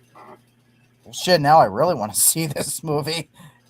Maybe I'll give Alex Garland another chance. Like, if y'all say that was just a one bad day in the office for him, maybe I've been too harsh on the dude. All right. Oh, and man. and Zach, don't worry. There's no man birthing scene. Good. Good. All right. Kicking off Mark's top 3, he has one battle after another. Nice. Nice. Okay. We're getting into our runner-ups, people. And I will confidently say, as the king of hot takes, y'all can rest easy. The rest of my picks from here, they ain't gonna piss you off. My number 2, and I swear I didn't do this on purpose. My number 2 is Zootopia 2. I love the original Zootopia so much. It is my favorite modern day animated Disney movie. Love the characters and the themes, how they're subtle and not beat you over the head with it. And when I say I've been waiting 9 years for a sequel, I have literally been waiting 9 years for a fucking sequel. It was to the point where I was starting to lose hope. So when we finally get this, I wasn't expecting it to be better than the original. I just wanted a good sequel that developed the characters and fleshed out the world and all with new environments and all that. And not only did I get all those things, I got a sequel that I think is genuinely better than the original. I love the character development for Nick and Judy. Nick especially. I love it. I love how this shows a more vulnerable side to Nick, but he still has all of his quips and his sense of humor. It shows how that's just a mask for him. We got that idea sort of in the original, but it's more fleshed out here, and I think it's great. A lot of the new characters here, I think, are very charming and welcome additions. I really hope Gary is in the next one. I hope he's, if not a main character type mainstay, I hope he's still a mainstay for however many more of these movies they make. I thought his character was great. And it's because it's funny. There's actually kind of a thing going on with the fandom, like hashtag redemption for Paubert. If it can make it work. But yeah, I loved Zootopia 2. Just don't take another decade to make another one, please. But that's my... Just throw Frozen 3 in the garbage now and just focus on Zootopia 3. Yes, because unlike Frozen, this is a sequel that doesn't contradict things that are set up in the original. Because that's what I hate about Frozen 2 is like the things that it says, like this is what happened in the past, and I'm like, we had different information in the first film. But yeah, fuck Frozen. I'm not watching any more of those movies. Well, Looks like cool. looks like Jay was This- the only one that didn't seem happy with that. Like, wow, you give Disney an inch and they'll go for a mile. I mean, don't get used to it. They'll ruin your expectations with their next piece of garbage. Hoppers. I hate Disney. AKA Pixar's Avatar. Yeah, literally. But yep, Devin, you're up. Okay. My number 2 is Superman. Like some of us here, this was my most anticipated movie of the year. And this was a movie I, like a lot of us, really needed. And as I stated in our Worst of the Year stream, 2025 was not an easy year for me emotionally due to the death of my mom. And while a movie like Spooky Wookie Lady Sitting in a Chair made me feel miserable, empty, and hopeless, Superman made me feel hope, happiness, and joy again. This is also the movie I've seen the most in theaters. I love it that much. I love the acting from everyone and how the characters are portrayed. Whether it's David Cornsweet's more human and optimistic Superman, who has his confidence shattered after losing his first fight and he has to gain it back. Rachel Brosnahan is probably my favorite Lois Lane, and it's nice not seeing Lois being portrayed as an idiot who constantly needs to be saved. Nicholas Hoult, probably my favorite live-action Lex Luthor. I loved how they portrayed him here. And which is weird because I'm like with Rob, I'm also getting sick of seeing Lex Luthor. I loved the Justice Gang, Guy Gardner, Mr. Terrific, Hawkgirl, Metamorpho, even though he wasn't in the movie as much. Crypto was adorable. Even what was her name? Like you got the Rizzler himself, Jimmy Olsen, and how he gets a smoking hot, like all the chicks want him, and he gets a smoking hot babe like Eve. Damn it, Ella. The movie is hilarious. The visuals, they're great. The action's epic. It's so much fun. So many amazing scenes. Whether it's the speech that Superman gives to Lex, or when Clark and Pa Kent are talking, like that speech that he gives to his son is so beautiful. And hell, I even love the part where Superman saved the squirrel. I don't get why people are bitching about that. Because here's why I love it. Superman cares about all life, whether it's human, animal, or alien. Like, there are so many times, like, I watched this movie and I just kept saying to myself, that's Superman. That's Superman. As much as I like Man of Steel, I was ready for something different, and I'm beyond satisfied with what I got. This felt like a live-action episode of Superman the Animated Series. You know, I've loved this movie so much. I'm glad we got a positive, optimistic Superman again, and not a moper. Even though I do like Henry Cavill's Superman. But I am beyond satisfied with what I got. This was a great start for the DCU. I am eagerly awaiting what will come from the DCU with open arms. And I have all the faith in the world in James Gunn, and I know there are certain people who don't want to hear that, but it's the truth. I believe in James Gunn. Preach. Also, I'd like to say that I mean, I know it was already said before, but seriously, like that Lex Luthor 1A scene literally is like smeared into my brain. Hey! My envy is a calling. It is my sole purpose because it is what has driven me to annihilating you. 1A! 1A! 1A! 1A! 1A! Oh, that's beautiful, you patronizing clown. Of course, I'm not shit, dead. alien. Like, light it up. Pick that up. Idiot, get out of here. I love Miss Lex. Tessmacher. Oh, wrong movie. Wrong movie. All right, Rob. All right. So before you reveal my banner, let me just say that my number one and my number two, I had a difficult time trying to decide. I will say my number two is the best movie I've seen all 2025, as opposed to my number one, which is my favorite movie. So my number two is the best movie that I have seen all year in 2025, and that is Alex Garland's Warfare. This is a movie where everything, and I do mean everything, just fits so perfectly.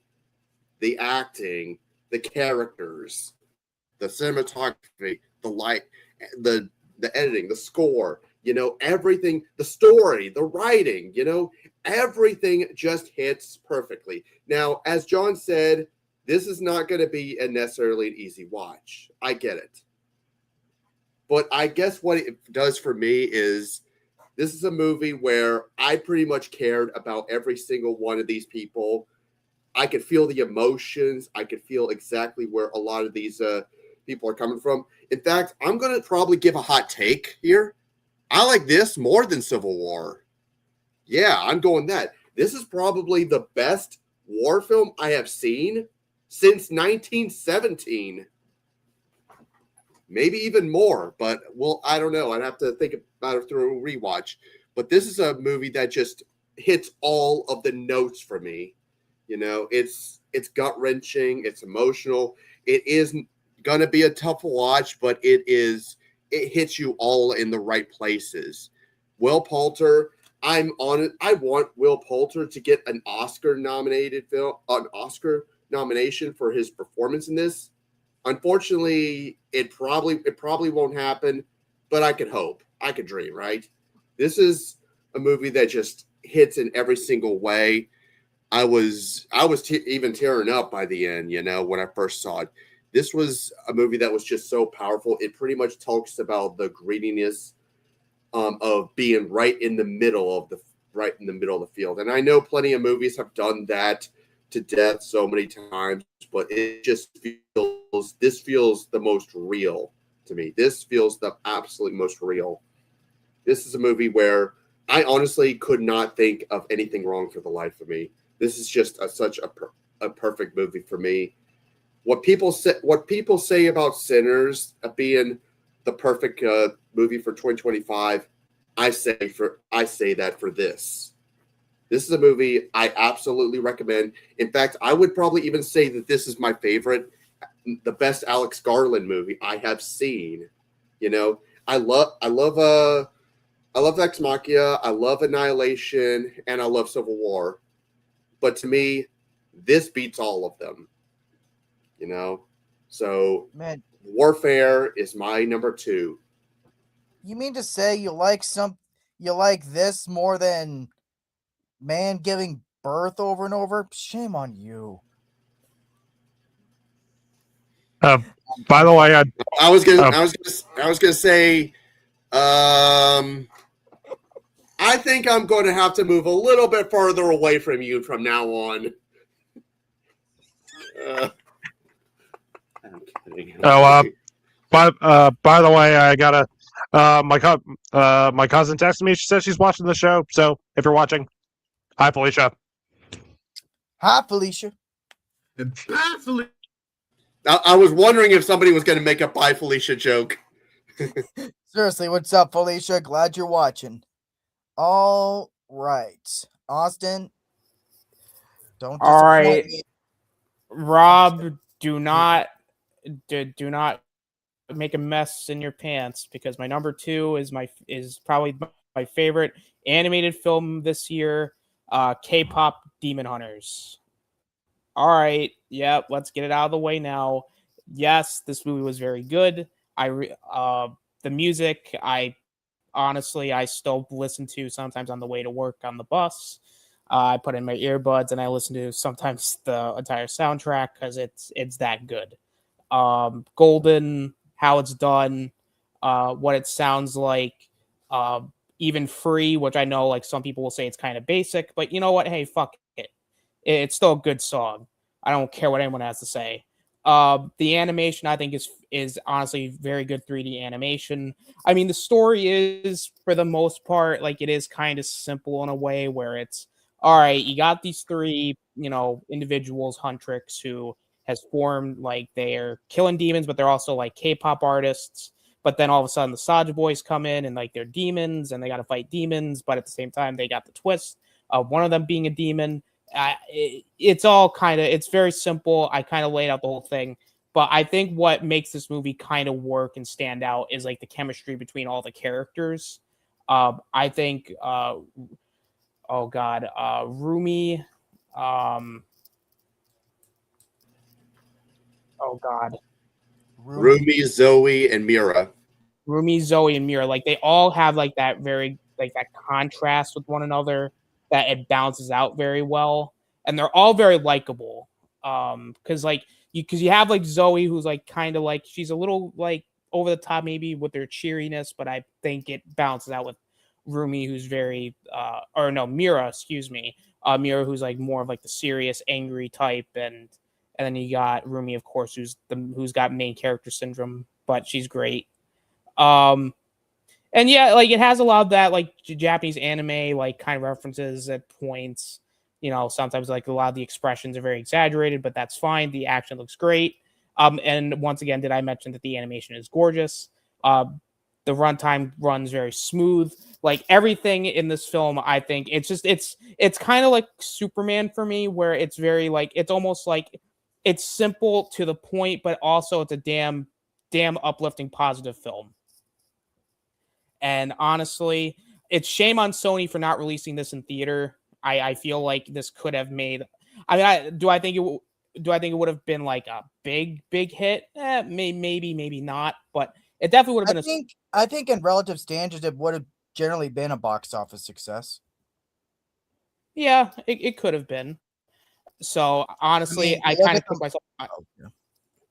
I kind of kicked myself for not seeing the re-release in theater. But hey, you know, I can watch it at home. So you know what?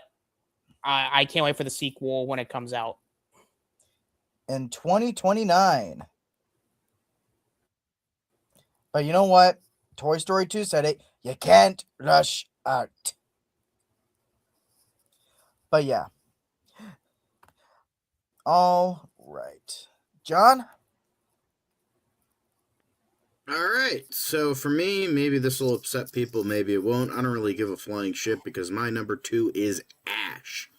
How in the flying fuck did a rapper make one of the best and most unique science fiction horror films this century? This will 100% be this generation's The Thing. Maligned when it first came out, but will be rediscovered years later and see it as the masterpiece it truly fucking is. Everything is on Isa Gonzalez's shoulders here for most of the film, and she carries it from beginning to end with a career-defining performance. Aaron Paul is also damn good with a more grounded and understated performance, showcasing why he is one of the most underrated actors working today. The visuals are just...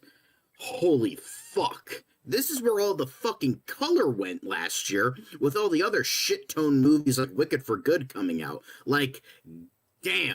What a goddamn sight to see. Some of the best visuals in a movie I have seen in a while. It's not for everyone, but luckily, I'm not everyone, so I will gladly take my goddamn Blu-ray and be a happy man. I have not heard about this. You know my taste in horror. Would I like this? Probably. I might give it a look. A look-see. All right. Jay? So, I did say before that there was a movie that I did see recently that beat Superman by like 1 point. And I'm sorry. I know he is controversial in the media with certain things that we're not going to get into, but Brad Pitt does know how to make a good fucking movie. Jesus Christ. Because how is it that F1 is not getting any like, I mean, I know F1 got a lot of like praise and hype, but seriously, like, how is it that Joe, what's his last name? How do you pronounce his last name? Joseph Kosinski. Joseph. I don't know why I was about to call him Joe Krasinski, like John Krasinski, but Joseph Kosinski, like he once again makes another summer blockbuster, like Top Gun Maverick, with this one. Like, I'm not going to pretend like I know anything about F1. I don't know anything about Formula Racing. Like, I didn't even know how the format works. So this movie was kind of an educational movie on top of, actually watching this. And in this movie, we see Brad Pitt playing Brad Pitt's character. He's a driver for hire, basically. He used to be a Formula One racer, but something happened in his past that basically, kind of altered his life. And we see him driving in anything from NASCAR to, the Indy 500 to even, driving to make a quick buck or being an Uber driver. Like we see him basically going from place to place, trying to figure out what life has in store for him next. And we see Javier Bardem, who was a friend of his back from his Formula One days. He wants him to be a part of his Formula One racing team that is pretty much dog shit. They are terrible, and they are on the verge of possibly being no more. His seat as the owner, he might get pushed out by the board if they don't start winning races. And they have a rookie played by Damson Idris, who, thank God, he is finally getting the recognition that he deserves because Damson Idris is a hell of an actor, and I'm tired of people not saying he's not. He is an amazing actor. Go watch Snowfall. But we see the young, cocky, full of himself racer pair up with the old, wise, also a bit full of himself racer, and they both clash. They butt heads. They both have kind of don't like each other because of philosophies, but over the course of the movie, we do see them come together and they actually grow to respect one another and realize that it's not about who's better, who's faster. It's about us working as a team and getting the race done. And you want to know something? There is one thing that I love about this movie, and I'm so glad that it's done in this way. Remember the phrase show, don't tell? This movie does an amazing job of showing and not telling you what happened with Brad Pitt's accident. We see in the very first scene that there was a first person view of a racer getting into an accident. Throughout the movie, we go back to it until we finally are told what happened in that race. And it doesn't they don't just flat out tell you what an exposition. It actually serves a plot to the story. And it's something that I wish films today would learn. Stop telling us something, show us, and let us come to that conclusion ourselves. Do not just tell us, and do not just tell us just because you think we're not smart enough to understand. Like it's you're making us look like idiots out here.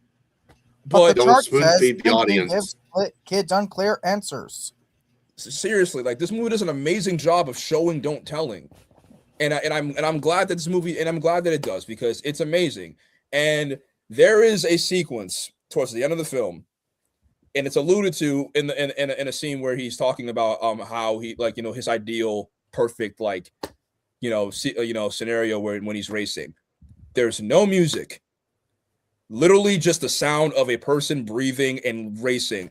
And I'm telling you, I wish I saw this in theaters, because that would have that had me at the edge of my seat. That had me at the edge of my seat. There was only one other sequence that I have seen that I actually saw in theaters, and I will get to that when I get to number one. There have only been two movie scenes that have made me have my jaw drop. This is the second one, and I will get to number one, and I will get to the first one when I get to number one, because that sequence is also amazing. One of the best things I've ever seen in cinema history. But the cinematography is amazing. The acting is amazing. The music is honestly also pretty cool as well. And overall, it's just a great movie. I wish movies were more like this. I will say though, it is a shame that there was a little bit some drama and controversy behind the scenes. Some characters got their scenes cut to literally just 30 seconds, and I low-key kind of feel bad because I don't know, but other than that, Brad Pitt, you may be a dick, but you sure know how to act, and you were great in this movie. So I got to give you props for that. So Hell yeah. And I thought that Zach was, said he'll be right back. Perfectly So. put. I did see this in theaters. I saw this in Dolby too. And the thing is, I had an early I had every reason to hate F1 because we got there a little bit late, and then we had to wait an extra almost hour for the movie because they kept fucking things up. But we finally got it, and it was goddamn was it phenomenal. By the way, I should have said that. I should have said this to when I was mentioning F1 on my list. Shout out to my man John, because I mean, he was the one that was like, "Oh my god, I'm going to do a review, even if I have to do it by myself." And I was like, "All right, I'll check this out," and it was just as amazing as you said, man. no, seriously, Thanks. that final lap scene was amazing. Another scene where it's show don't tell. What is he doing? He's gliding. Or is But that the is chart that what you says said? thinking gives people unclear answers. Well, maybe they should be allowed to think. God damn it. All right. Rome, kicking off Rome's top two. His runner-up for best of the year was Frankenstein. Good. I still need to see that. We haven't Still haven't seen it. It's on Netflix, dude. we didn't have Netflix for a while, and it was around the time it came out. Jump on the pirate ship. Yeah, exactly. And plus, my theater was one of the lucky few to be able to that was able to show it, and I was not able to catch it. I fucking wanted to though. I'm really excited for this movie still. But Mark, now going into Mark's list, his runner-up for best of the year, Weapons. Perfect. Just saying. Thank God John doesn't have a stick this time because of what happened last time. Oh yeah, that's right. Pretend stick. Yeah, That doesn't count. We literally had to hunt you down and find where you're at. We found you lying naked right by the riverbed. Yeah, dude. Yeah, John. What the fuck? Yeah, it was still T-posing. All right, now comes the part where we all give our honorable mentions for best of the year. Starting off with mine, in no particular order, I have Fantastic Four: First Steps. I Know What You Did Last Summer, which is one I'll say I didn't like initially, but it warmed up to me for reasons I'll get into another time. The Monkey, Novocaine, and Karate Kid Legends. All right, Devin. I would say this would be my consider this my 16 to 20, and they are and yeah, sorry, Bring Her Back, Black Phone 2, One Battle After Another, Warfare, and F1. Perfect. Rob? All right. So just like with Devin, my 5 honorable mentions are pretty much my 16 through 20. So, and they are as follows: Companion, Together, Nayshot 2, John Candy, I Like Me, the documentary series on Amazon Prime Video, and Hamnet. Perfect. Austin? All right. So my honorable mentions for 2025, in no particular order, are The Running Man, Naked Gun, Black Bag, Drop, and Dogman, because Dogman is a good boy. Oh, dang it. I remember really liking Dogman too because John, I still got a bone to pick with you because I saw that movie and I liked it so much. I was like, God damn it, John, why'd you have to be right? Because I'm always right. Are you though? But now we get to my honorable mentions, which is essentially kind of like what Devin was saying, was just 20 to 16. So I'm going to go in reverse order like we have been. So for me, it is Sinners, The Surfer, Bad Guys 2, The Running Man, and The Naked Gun. So that's my 20 to 16. Those are my honorable mentions. Perfect. Jay. They are perfect. Oh yeah. Jay's honorable mentions were basically his 14 to 11. My bad. No, you're good. And Rome did not have any honorable mentions either. Mark. His honorable mentions are as follows: Together, Warfare, Predator Killer of Killers, The Running Man, and Mission Impossible: The Final Reckoning. I gotta say, Also, I want to point out one that Joey just mentioned in the chat that I wish made my top 5 honorable mentions, but didn't. And that's one of them is the Looney Tunes movie, The Day the Earth Blew Up. oh yeah, why did I forget I saw that one? That one was really funny too. Freaking Mission Impossible though, man. I messaged Rob when I was in the theater watching this because he knows that Luther's my favorite character. And as soon as I was sending a chat, I was like, "Oh, Luther, God damn it!" You know exactly what I meant. Oh yeah. I don't know about y'all, but I cried when Luther died, and his little message thing at the end. It was really heartwarming. But now, the moment you've all been waiting for. our picks for Le Best of the Year, Le Piece de Resistance.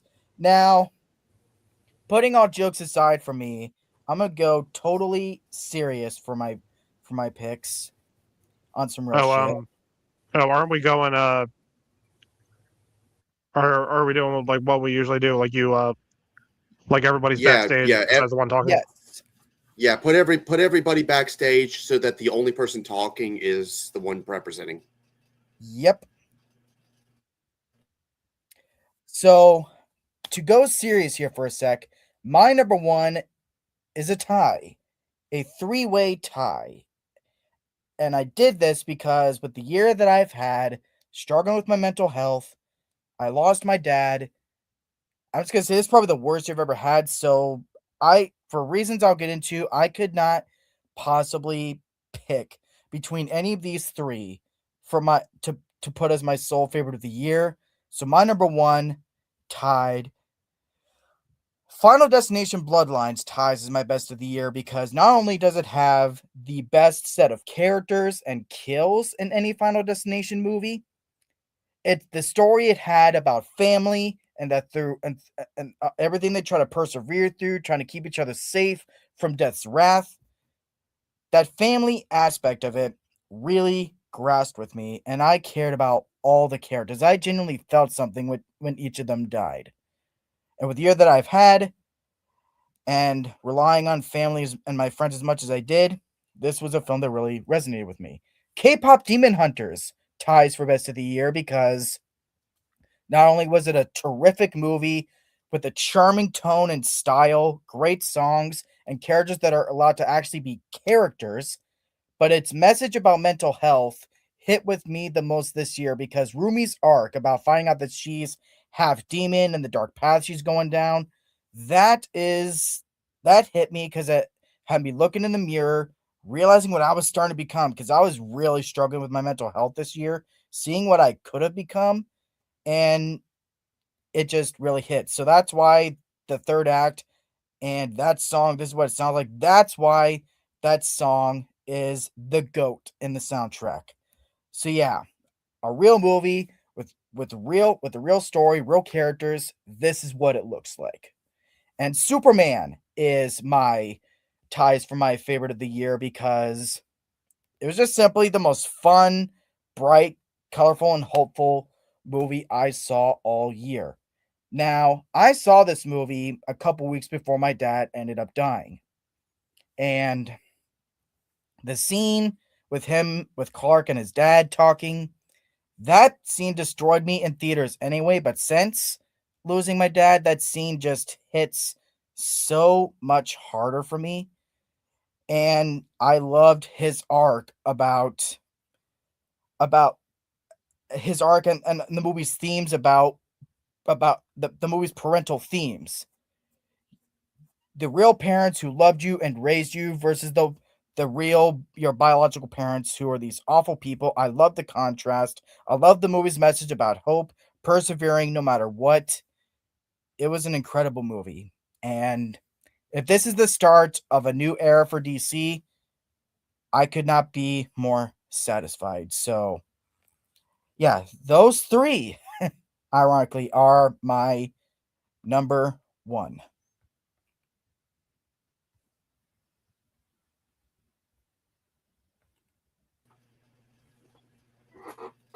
You you could have just switched to the next person, right?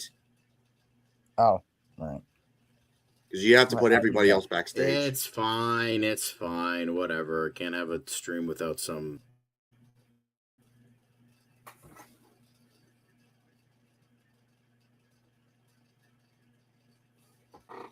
Oh, is it my turn?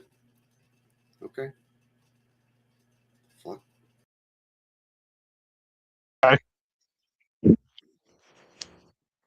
But all right, my time to shine. And my favorite movie of the year is Sinners. Kind of ironic that another year where a vampire themed movie is my number one because last year was Nosferatu. Now it's this. I've seen a lot of great stuff this year, and this consistently stayed at the number one spot, and nothing could top it. And for good reason. Everything about this movie is simply top notch. You got the fantastic acting. Michael B. Jordan, he nails the double role of Smoke and Stack. Miles Catton, he's amazing as Sammy, and this is his first performance as an actor. Because not only can that dude sing his ass off, but he is a damn good actor. Haley Steinfeld, she's great. And a lot of the rest of the other cast, too, whether it's Louis Mascow, Omar Benson, Jamie Lawson, Lee Jun Lee, Delroy Lindo, and then you got Jack, the standout Jack O'Connell as one of the best villains of the year, the Irish vampire Remick. This movie is gorgeous to look at. The cinematography is absolutely beautiful. The action scene and the horror scenes, they're excellent. The musical sequences are jaw-dropping, especially I loved I Lied to You and The Rocky Road to Dublin. Coogler, he takes inspirations from many movies I love, like Evil Dead, From Dusk Till Dawn, Night of the Living Dead. And the big thing I really do appreciate about this movie is he blended all of these genres seamlessly, and it didn't come off as a clusterfuck. This is a horror movie, a crime movie, a period piece, a comedy, an action movie, and a musical all rolled into one. And like I said, he made all these styles work perfectly. It's scary, it's intense, but it's also hilarious. It all hits. And, this is one of those movies where, just like with Superman, the more I watch it, the more I love it. In fact, I would say this is the first, new release 2025 movie I actually got on physical release. I love it that much. I saw this movie twice. I saw this on, hell, I saw this on Easter. I know I gotta go see my family, but Irish vampires come first. I doubt it'll happen since the Oscars don't like horror movies, but I would love to see this movie win Best Picture. It has a lot of factors the Oscars love, so I hope they give this movie some loves. But the nominations get announced in a week or two, so only time will tell. Sinners, to me, is just perfect. Every little aspect of it is fantastic, and that's why it's my number one. And maybe I'll watch it when I'm done the stream. I don't know. But that's all I have to say about that.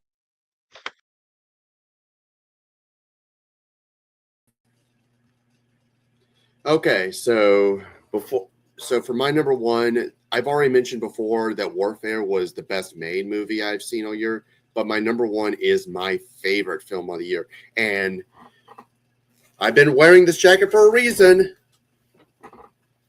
I got this for Christmas. Or no, I got this for my birthday. So K-pop Demon Hunters is easily my favorite film I have seen all year long. This is a movie I have not had so much fun watching. This is a movie that that it always puts a smile on my face every time I see it. I've seen it, oh my God, I think I lost count. Maybe, this is going to sound weird, but I've probably seen it maybe close to 10 times. I don't know. But this is a movie that I just love every single moment of it. When I first, I remember watching it I think almost a week after it came out, and this was literally before we were supposed to do the review for Pixar's Elio.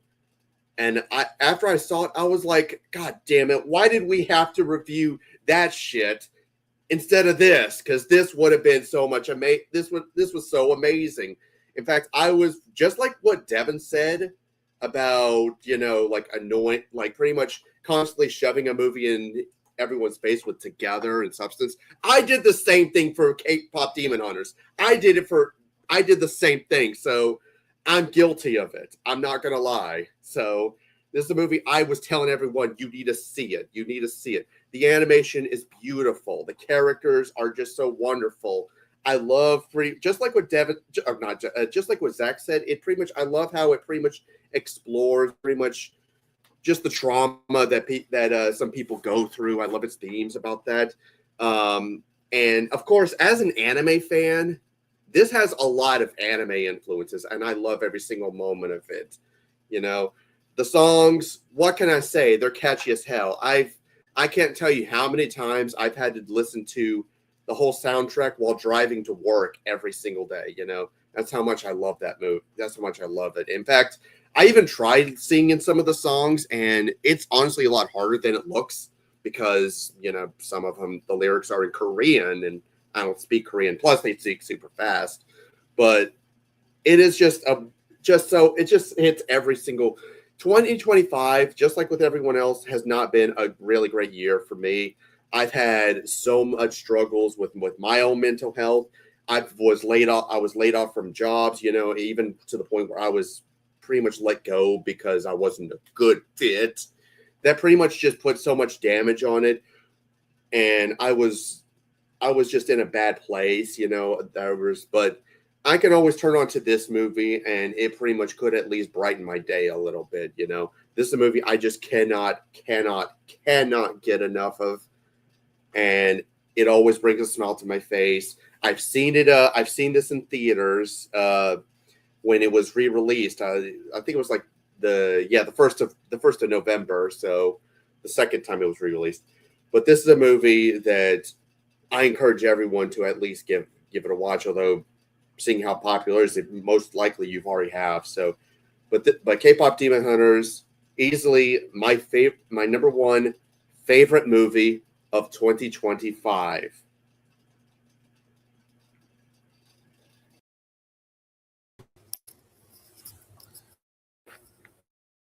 Why, hello there, everybody. My number one is probably the best made film I've seen all year, and that is Sinners. Man, Ryan Coogler basically smashed it out of the park once again with another. I should have said War of the Worlds. That would have been really funny. But Sinners, like when it comes from a technical standpoint, it is probably objectively one of the best made films I've seen in a long time. And I think Devin hit the nail on the head. Like this movie is trying to balance out being a lot of things. Like it's trying to be a period piece, it's trying to be a drama, it's trying to be a horror film. Like it's trying to do all these things that you would think on paper, like, okay, this isn't gonna work. But somehow it all blends together in a very, very nice way. And what you get is probably one of the best written films this year. I think the overall pacing and structure of the film I thought was very, very excellent. Like the movie starts off very slow. Like it's not like it doesn't go right away into like the vampire stuff. Like it's more so doing that long drawn up build of like all these different characters, like the different like just the different things that they're going to bring into this film. And then once it starts to get going, then it gets going. And then it finally leads into this ending where it's like almost like a gut punch, but it's very satisfying. It is such a tremendous film. Like it is beautifully shot. Like the music, I think is like if not for K-pop Demon Hunters, is probably again one of the best scores this year. The acting I thought was superb. Michael B. Jordan probably should win an Oscar. I mean, shit. I mean, the guy basically acted two different roles, but it's the same way. Easily Michael B. Jordan's best role ever, best performance, mind you. Because a lot of times you see Michael B. Jordan, it's just him being Michael B. Jordan. Call it for what it is.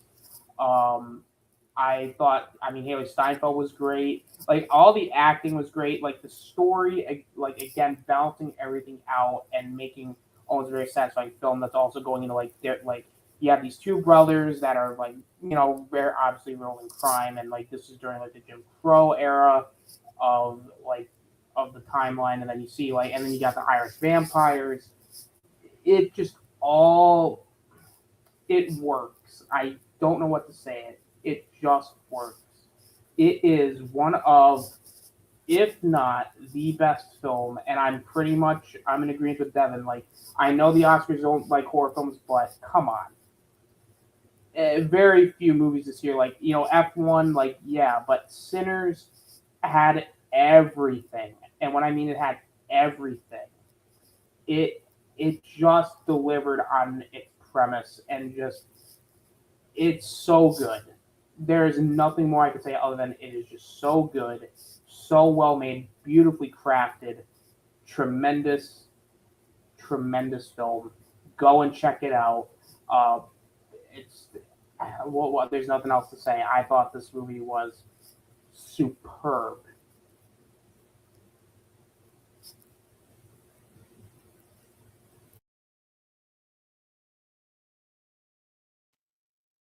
Alright. Screw these Supermans and your K-pops and your vampires. I'm talking now we're gonna get to real fucking cinema. Now y'all have mentioned this throughout the course of this best of. Maybe this is number 6, maybe as an honorable mention, maybe as a number 10. But y'all motherfuckers dropped the ball because you never bet against Guillermo del Toro. That motherfucker deserves nothing less than a fucking number 1. None of this discount from dusk till dawn shit. None of this superhero cape shit. We're getting into fucking cinema here. And Guillermo del Toro deserves your goddamn number 1. So I hope to see everybody's revised list after this rant. Not rant, but like, just saying, just got my eye on you motherfuckers. So, Guillermo del Toro, one of the most celebrated directors of all time, has a pantheon of great films, canceled and uncanceled, because if you look at his canceled movies, whoo boy, that's a whole nother discussion for another day. I actually did a video on it, Geek for it. Go look that up, because wow, a lot of stuff that he has not given us yet. Damn, holy shit. But his filmography is like one of the greatest of all time. Even lesser films like Mimic and Pacific Rim, they're still like great because he makes them great. Frankenstein is no exception, because he has literally said that every single film of his career was a dress rehearsal for Frankenstein. Literally, his entire fucking career was one long rehearsal to make Frankenstein. And he fucking perfected everything. Maybe not his best movie, maybe not my favorite, I don't know, Pan's Labyrinth, Shape of Water, those are some of my favorites. And they're up there. Pinocchio's definitely up there too. I don't know. I mean, probably for me, probably every single one of his movies is just combined for number 1, like at this point. But Frankenstein, like, just everything is perfection. I wish I could have seen this in the theater. Just didn't have time. Silly me, but if Netflix has even half a brain cell, they will fucking re-release it, because I don't think Ted Sarandos is that stupid. I mean, he's stupid, but he's not that stupid. So, for me, like, every single performance was absolutely just amazing. Oscar Isaac delivers an Oscar-worthy performance. Mia Goth, Christoph Waltz, everybody delivers an Oscar-worthy performance. And then there's Jacob Elordi, which I'm like, you mean the dipshit from fucking Euphoria? This guy? He's replacing Andrew Garfield? Oh, no, I'm excited, but, Jacob Elordi? And then he blew me away. Greatest performance of his fucking career. Guillermo del Toro can get greatness out of everybody. Maybe it's a one-off. Maybe, I hope not. I mean, Wuthering Heights is next, so I don't expect greatness from that. But I hope he does have a great career outside of that and, season 3 of Euphoria. Because he proved that he can do greatness with this, and him as the monster was just beautiful in every facet. Obviously, it's not the most literal adaptation of the work. There are some bits and pieces that were changed. There were some tweaks. And honestly, I think they might have been for the better. I think, for me, this is like a concise version of the book. Because it takes off a lot of the... It doesn't take away the layers or the nuance and what the adaptation is trying to say with the book. It's just... It takes out a lot of, like, filler aspects that would have bogged down a movie. This is, like, what an adaptation should be. It takes the surface, it takes the core, and then it runs with it and does its own thing, but it understands the source material. However, Del Toro includes some of his flair, some of his brilliance, and some more to what he was, trying to say about, like, fatherhood. It does give it more of a happier, quote-unquote, ending. Not really happy, but it's more of a satisfying conclusion than the more nihilistic ending of the book, which makes sense. Like, that's, it made sense, and it's still a great ending. But I like what they did here with Frankenstein, and to me, I think that's what makes it truly amazing. I know a couple people have said, "Oh, the digital fucking looks like shit." I'm like, all right, fuck off, get rid of that. Cinematography is still absolutely beautiful. I think I didn't mind the digital effects that enhance some of those aspects. I still think the fact that he used all the practical sets, and I still think the cinematography is brilliant. And again, color. My top 2 movies of the year includes color. Crazy! I know, insane. Actually using color. John Chu, I think he needs to go back to fucking preschool and learn about color theory, because Jesus fucking Christ, man. But to me, this was the best movie of the year. This was my favorite movie of the year, because it's just perfect.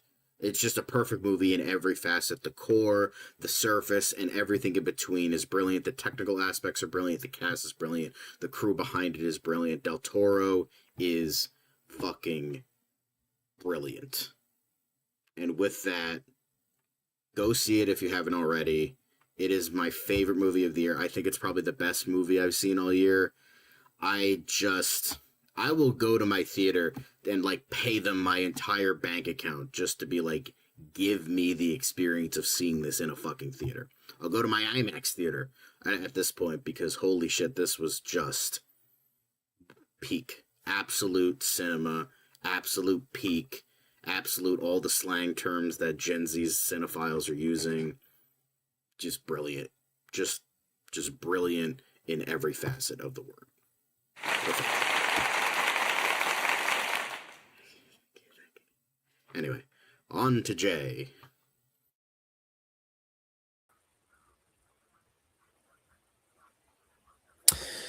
How fitting that I'm the last one, and might want to grab some popcorn because this is going to take a bit.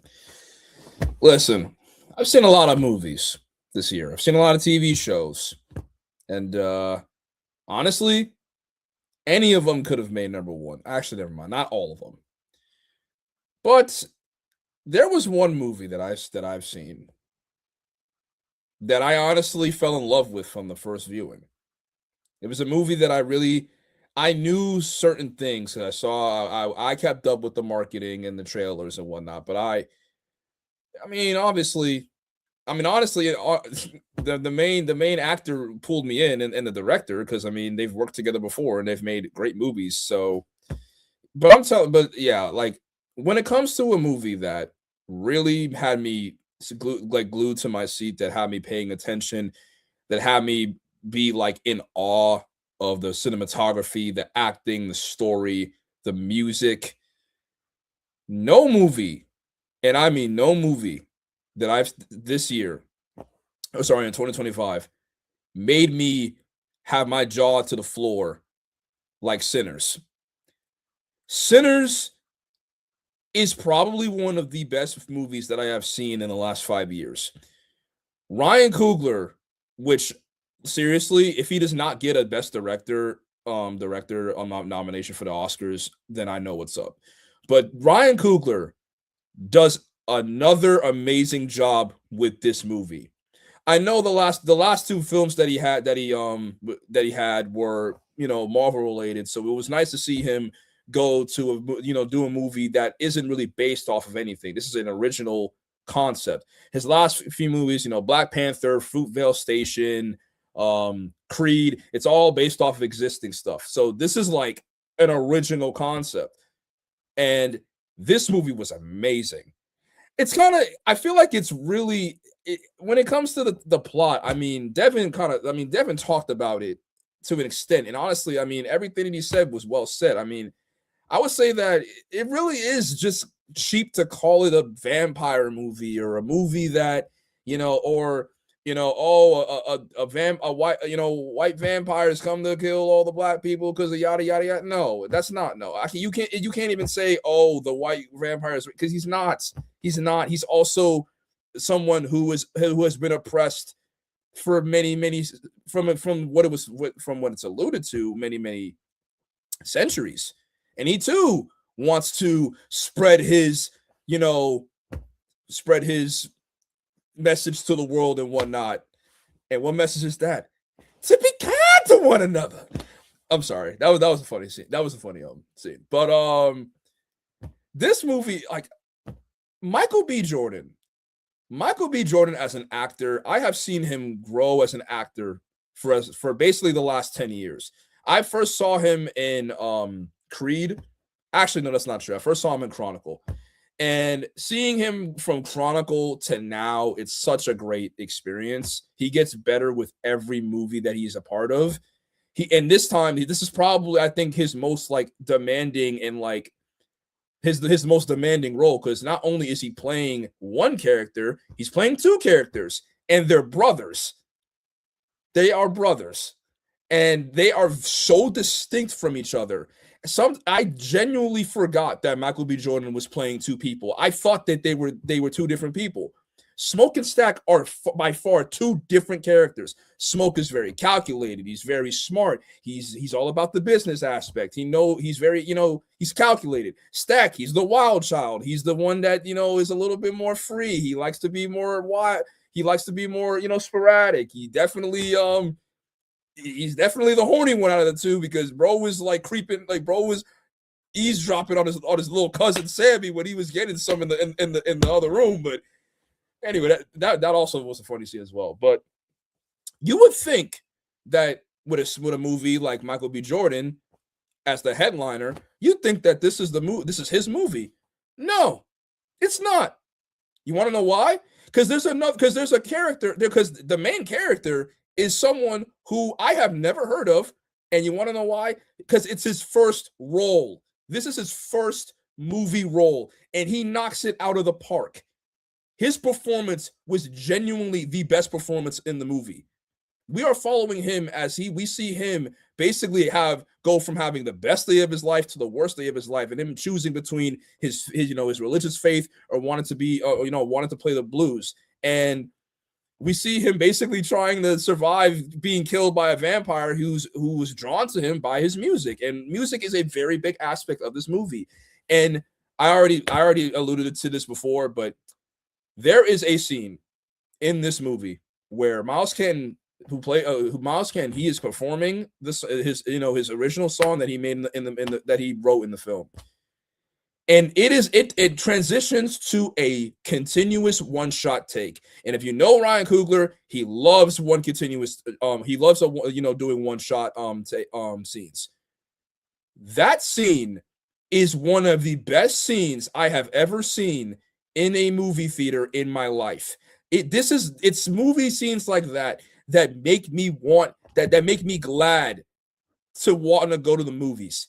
We see him performing and performing and feeling the music. And like it was said in the beginning, the music connects past, present, future, summons all the spirits. We see different genres, different races, different eras of music. We see hip hop. We see West Coast music. We see reggae. We see African tribal music. We see Chinese music. We see so many different eras, and it works. You would think it doesn't work because we hear guitar, we hear DJ, we hear bongos, we hear so many different instruments that are not from that era because we are following characters that are in the 1930s. But it works. It works. The cinematography is chef's kiss. It is genuinely such a breathtaking scene, and it makes it better because it also switches from normal aspect ratio to IMAX. It elevates the scene even more. And obviously, with Ryan Coogler being from Oakland, he added. You can tell that this is so Ryan Coogler because he added his roots. See, he added his Oakland roots, being from California. You had the West Coast, you had Oakland vibes in that scene. It's like, God, like, who let him cook? Who let this man cook and let him cook again, please? But obviously, we have to get to the the nitty gritty because this is a movie with vampires. Remick is a great villain. I feel like calling him a villain is not. I feel like that's a little bit too cheap. He's not a good guy, but he's also not a bad guy either. If you really understand where he's coming from, because like I said, he too comes from oppression, and he wants to also be free of his oppressors and want to spread his beliefs to other people, but that's why he ends up getting more vampires to join him. And unfortunately, one of the Stack brothers, one of the twins ends up becoming a vampire, and it was definitely sad to see that, because honestly, I honestly love Stack more than I love Smoke. Stack, I gravitated more to Stack, and once we get to the vampire stuff, it is amazing. The action is awesome. The music elevates the scene. The music is amazing.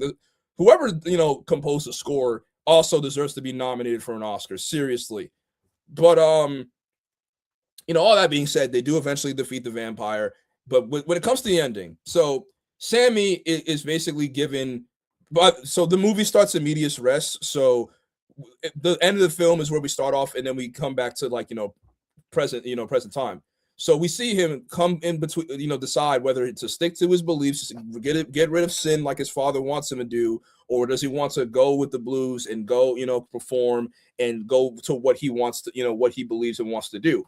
And we see him choose music, and we see him, and he ends up becoming successful. He ends up becoming a musician, and thank God I did not leave, because I was about to leave because I'm thinking, oh, the movie's over. He's performing, credits, yada, yada. But then we get not even a post-credit scene. We get the actual ending to this movie. So we see him as an old man in a bar, done from performing his set. And he is told, hey, you have 2 visitors. You have 2 people who want to see you. And I'm like, oh, okay, who wants to see him? And then it's revealed that 2 people survived. Stack survived, and the love of his life. Crap, I forgot her name. But give me a second. Give me a second. What is her name? Damn it. Mary. Thank you, Mary. Mary, who was also played by Haley Steinfeld, also amazing in that movie as well. We see, and they come and visit him, and he's like, "How? What? Like, how did you guys survive?" And before Smoke died, Smoke made Stack promise to leave Sammy alone and to let him live his life. And Stack offers it, and he consents that Sammy does not have a lot of time left. I mean, he's old, he's getting old, and he might die soon. And he's saying, hey, I can give you eternal life, and you can perform and make all the money that you want. And he declines, and he ends up playing Stack the song that he played in the beginning of the movie when they were just 2 cousins riding around having fun. And then we get the best, in my opinion, the best scene in the film. Even though I just said the one continuous take was an amazing scene, it was. I think it's the best scene in cinema. I think it's one of the best scenes in cinema. But the best scene in the movie that really tugs at my heartstrings is basically the last few dialogues that we hear in the movie. So Stack gets asked the question by Sammy. Sammy's like, every night, every day, at least once a week, I wake up terrified, reliving that night of where basically we were attacked by vampires. But sometimes I think back on that day and think about what happened before, and it was the best day of my life. And Stack said, and he asked Stack, is it like that for you? And Stack said, no doubt about it, because that was the last time he saw his brother. It was the last time he saw the sunset, because it's a vampire, you can't be out in the sunlight. And he said for a few hours, we were free from all the racism, free from all the gangster shit, free from everything. It was just us having fun and living the time, having the best time of our lives, being with the people that we love. And honestly, as someone who has a little brother, someone who knows is a protective sibling, that really stood out to me because I really couldn't imagine. I can't imagine being in a world where like I don't. Oh, okay. I can't imagine being in a world where like this is the last time I see my brother and whatnot. So that really, as someone who is also has a brother, that really that hit me deep in the feels. And honestly, it's just Sinners is just one of those movies where you really you just had to be there. You had to see it in the theater. You had to watch it because it's just one of those experiences you can't not experience. And Ryan Coogler once again just did an amazing job, and I'm so glad that people, even though the media is trying their best to act like Sinners wasn't all that and trying to turn on this film, I know what it is and I know what I saw, and Sinners is the best thing. It's the best movie that I have seen in 2025, no doubt about it.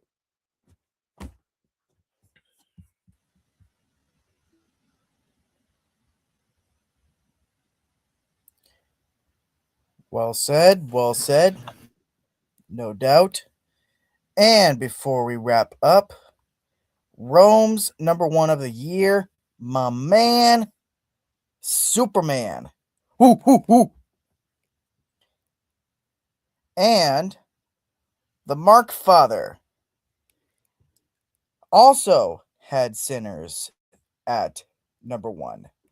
You should have said also had Superman. And Yep. just to fucking piss him off. Yeah, his favorite is James Gunn's Superman. That would have been funny. But yes, ladies and gents. And it looks like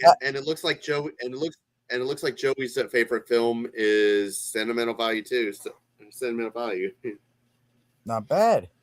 So that, ladies and gents, is our picks for the best movies of the year.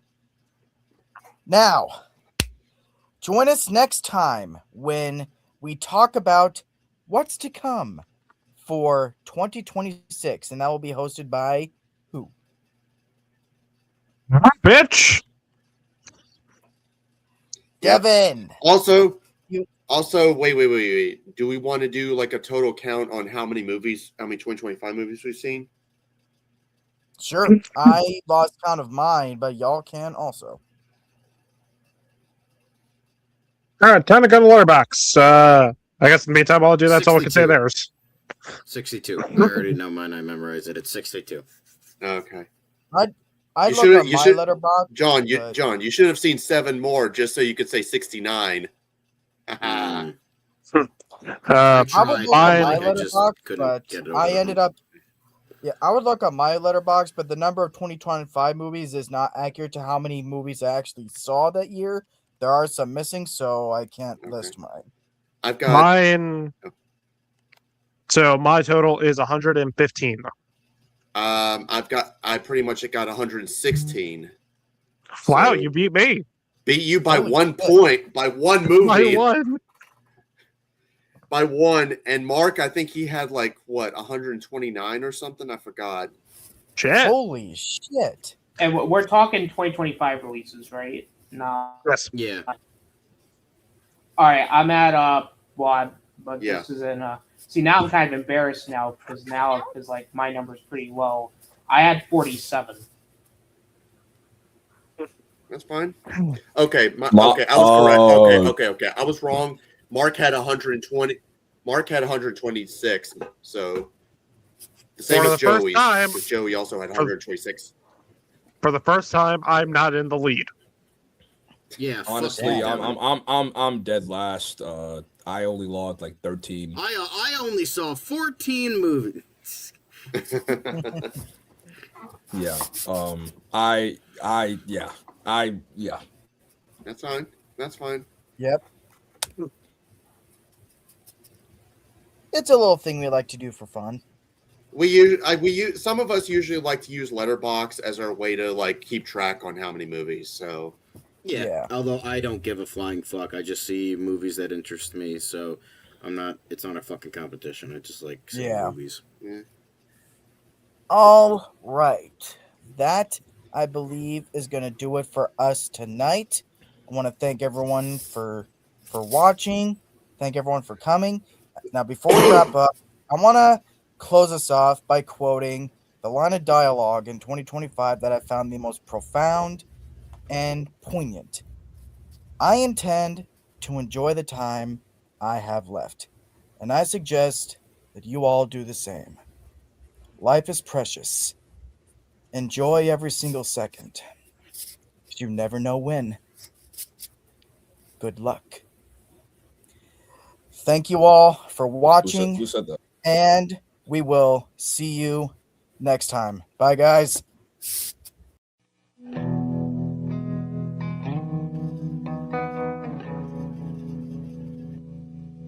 Once again, we brought light into the world. You're welcome, America.